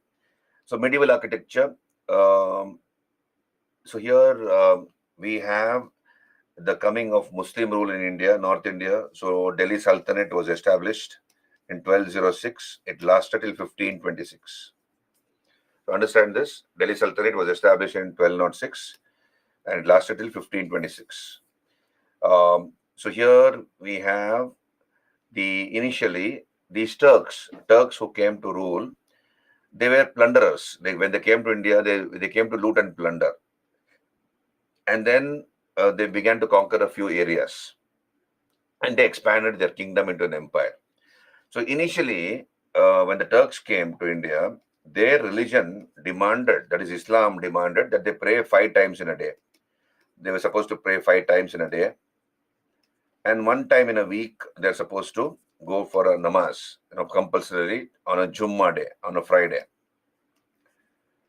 But there were no mosques in North India. So what did the Turks do? The early invaders do, is Muslim, Islamic invaders do. They demolished Hindu and Jain temples. And then out of the rubble, they constructed a mosque. For example, we have the Quwwatul Islam Mosque in Delhi. Quwwatul Islam Mosque in Delhi. This belongs to the period of Qutbuddin Aibak. Now, 27 Hindu temples, 27 Hindu plus Jain temples were demolished. And out of the rubble, bricks, mud, etc., which was collected out of these destroyed temples, one mosque was constructed, Quwwatul Islam Mosque. Okay, similarly, we have another mosque, the Adhai Din Ka Jhompra. Adhai Din Ka Jhompra. This is at Ajmer in Rajasthan. This also belongs to the period of Qutbuddin Aibak. Again, this was a mosque built in Adhai Din, supposed to be built in 2.5 days. Adhai Din is a mosque built in 2.5 days. And what was the material used? Again, the material from demolished Hindu temples.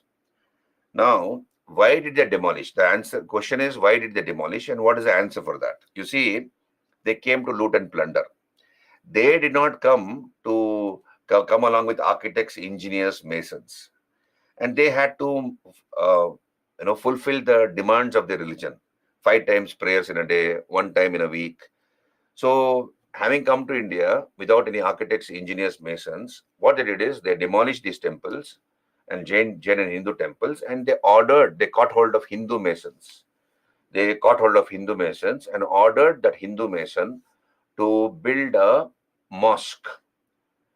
Now, a mosque will have an arch, okay, and a dome. It will have an arch and a dome. Now, the Hindu mason did not know how to make an arch or a dome. But then the Sultan has ordered them to make a building with an arch and a dome. So therefore, what we notice initially is an effort made by the Hindu mason to build an arch and to build a dome. And they were not able to make a perfect arch. Whatever common sense he had, with whatever knowledge he had, he made a arch. This is to pacify and keep the Sultan happy. So what we notice is early arches look like this. You look here on your screen. I'll use, so you can see here, this is an example of a corbelled arch.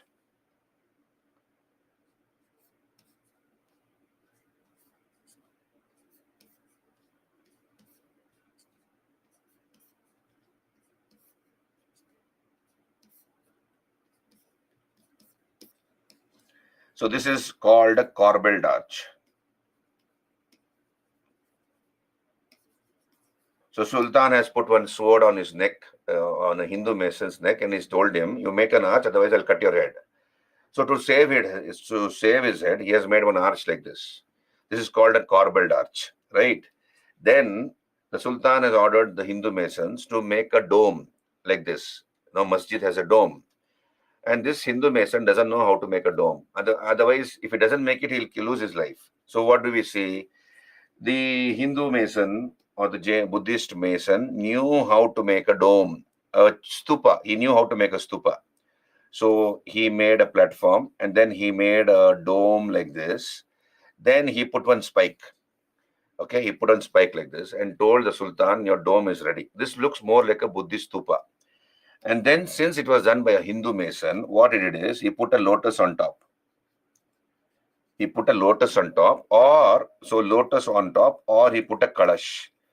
So Kalash is kept on a temple, not on a mosque. But this Hindu mason, because he is thinking in the Hindu manner, he put a lotus or a Kalash. For example, Firuz Shah Tughlaq's buildings have lotus on top. Okay, so here, please understand. Initially, we have mingling of Hindu and Islamic elements. Once the Turks settled down here and became permanent members, permanent citizens of this country, we see that they gave up demolition of temples. Once they established themselves, consolidated their rule here. Initially, we see demolitions happening all over North India, but then later they gave it up and then they built independent structures. Now,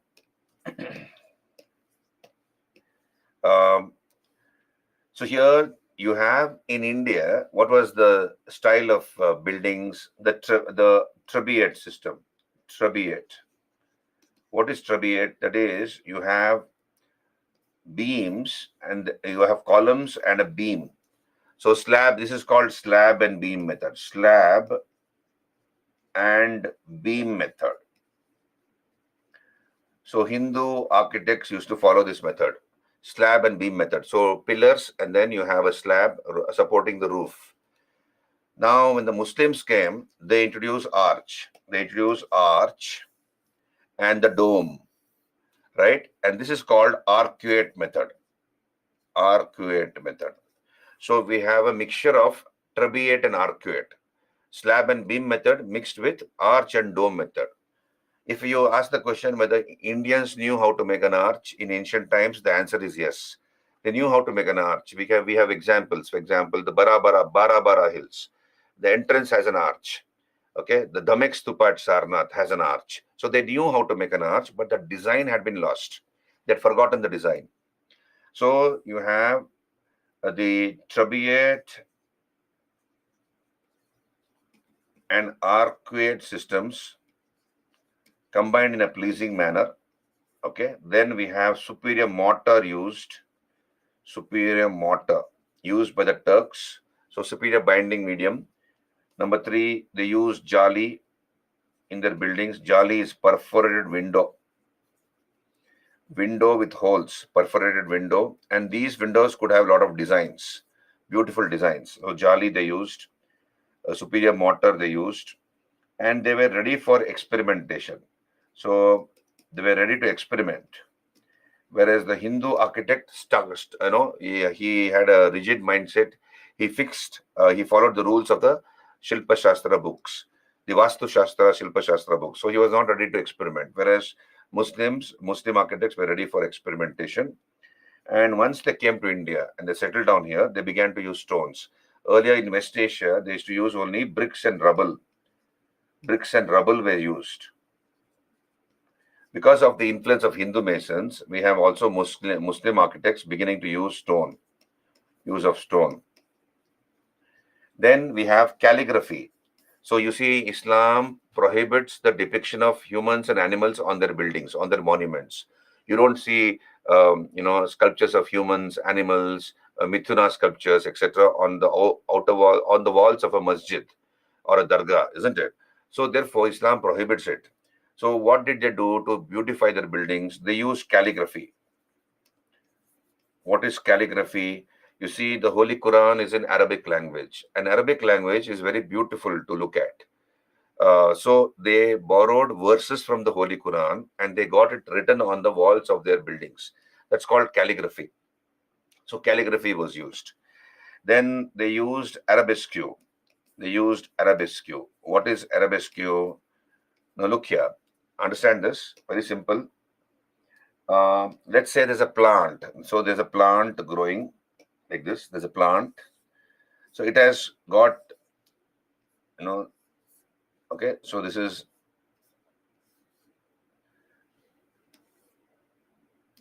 are the leaves. And then you have subsidiary leaves like this. So this is called arabesque. It runs throughout the building or wherever they want the design. That's called arabesque. They use arabesque. So all these are the design concepts introduced by the Turks. Are you there with me? Yeah. Now, are you there with me? Please raise your hands. Can I move on?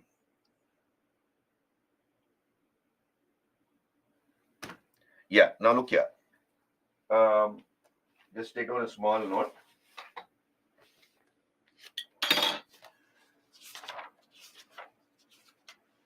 Now,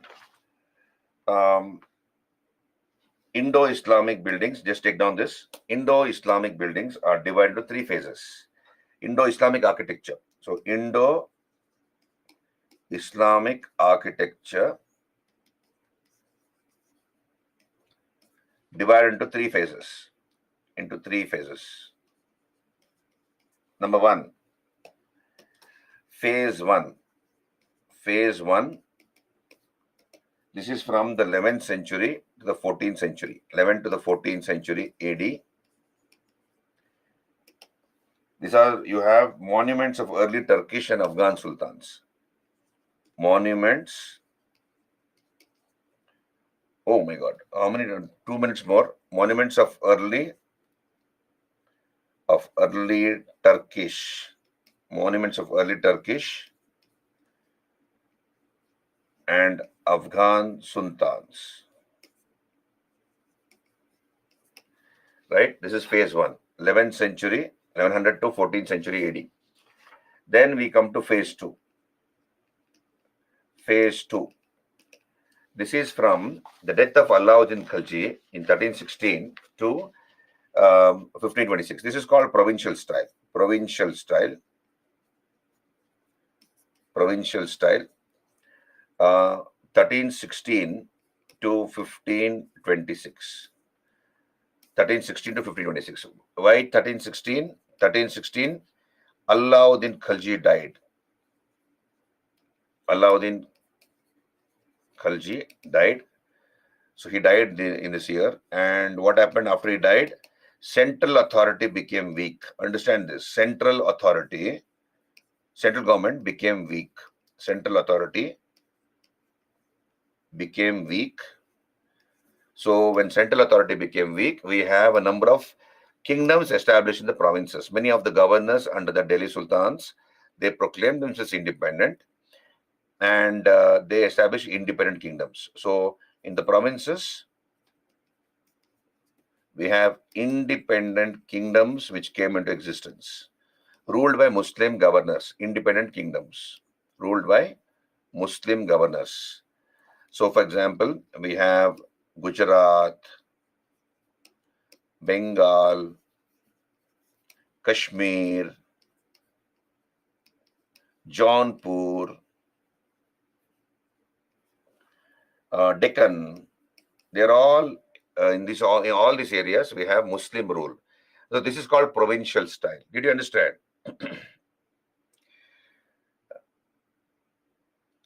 Yeah, they were made of not necessarily stone, bricks, rubble, mortar. They would make it with paste, all those things. So we'll come back here. And then no carving was done, obviously. So Alauddin Khilji died, central authority became weak. So provinces became independent, like Gujarat, Bengal, Kashmir, Jaunpur, Deccan, etc. And whatever building styles we see here is called provincial style. And the third phase, phase three, is the Mughal period. Mughal period. Are you there with me, all of you? Clear? So some more things are there. We will discuss it on Monday. Some more things are there to be given. I'll discuss it on Monday. And Monday, I'll hope to finish the architecture topic. We'll finish architecture and then we'll go to painting and other things on Tuesday onwards. So you have a great weekend. And if necessary, I will request the management to give me extra sessions because I've gone a little slow. This is my first batch online, so therefore I could not manage the time. But then we will do that. Monday will be a holiday for what? Anjali? Holi? I don't know. Early morning, who is going to play Holi? 6 o'clock. You can attend the class. Exam is coming nearby. Why you want to play all Holi and waste your time? You play Holi. After the class, you play Holi. Okay, Udayanani. Etra, tell me. So 6 to 9:30, you can attend the class, then have breakfast and play Holi, and then go back to your studies. So don't worry, Anjali, we will talk about it. We'll manage. Don't worry. You have a great weekend and a safe Holi. Nowadays you have chemical Holi colors, so be very careful. You use natural colors. Okay, all the best. Take care. We'll meet on Monday.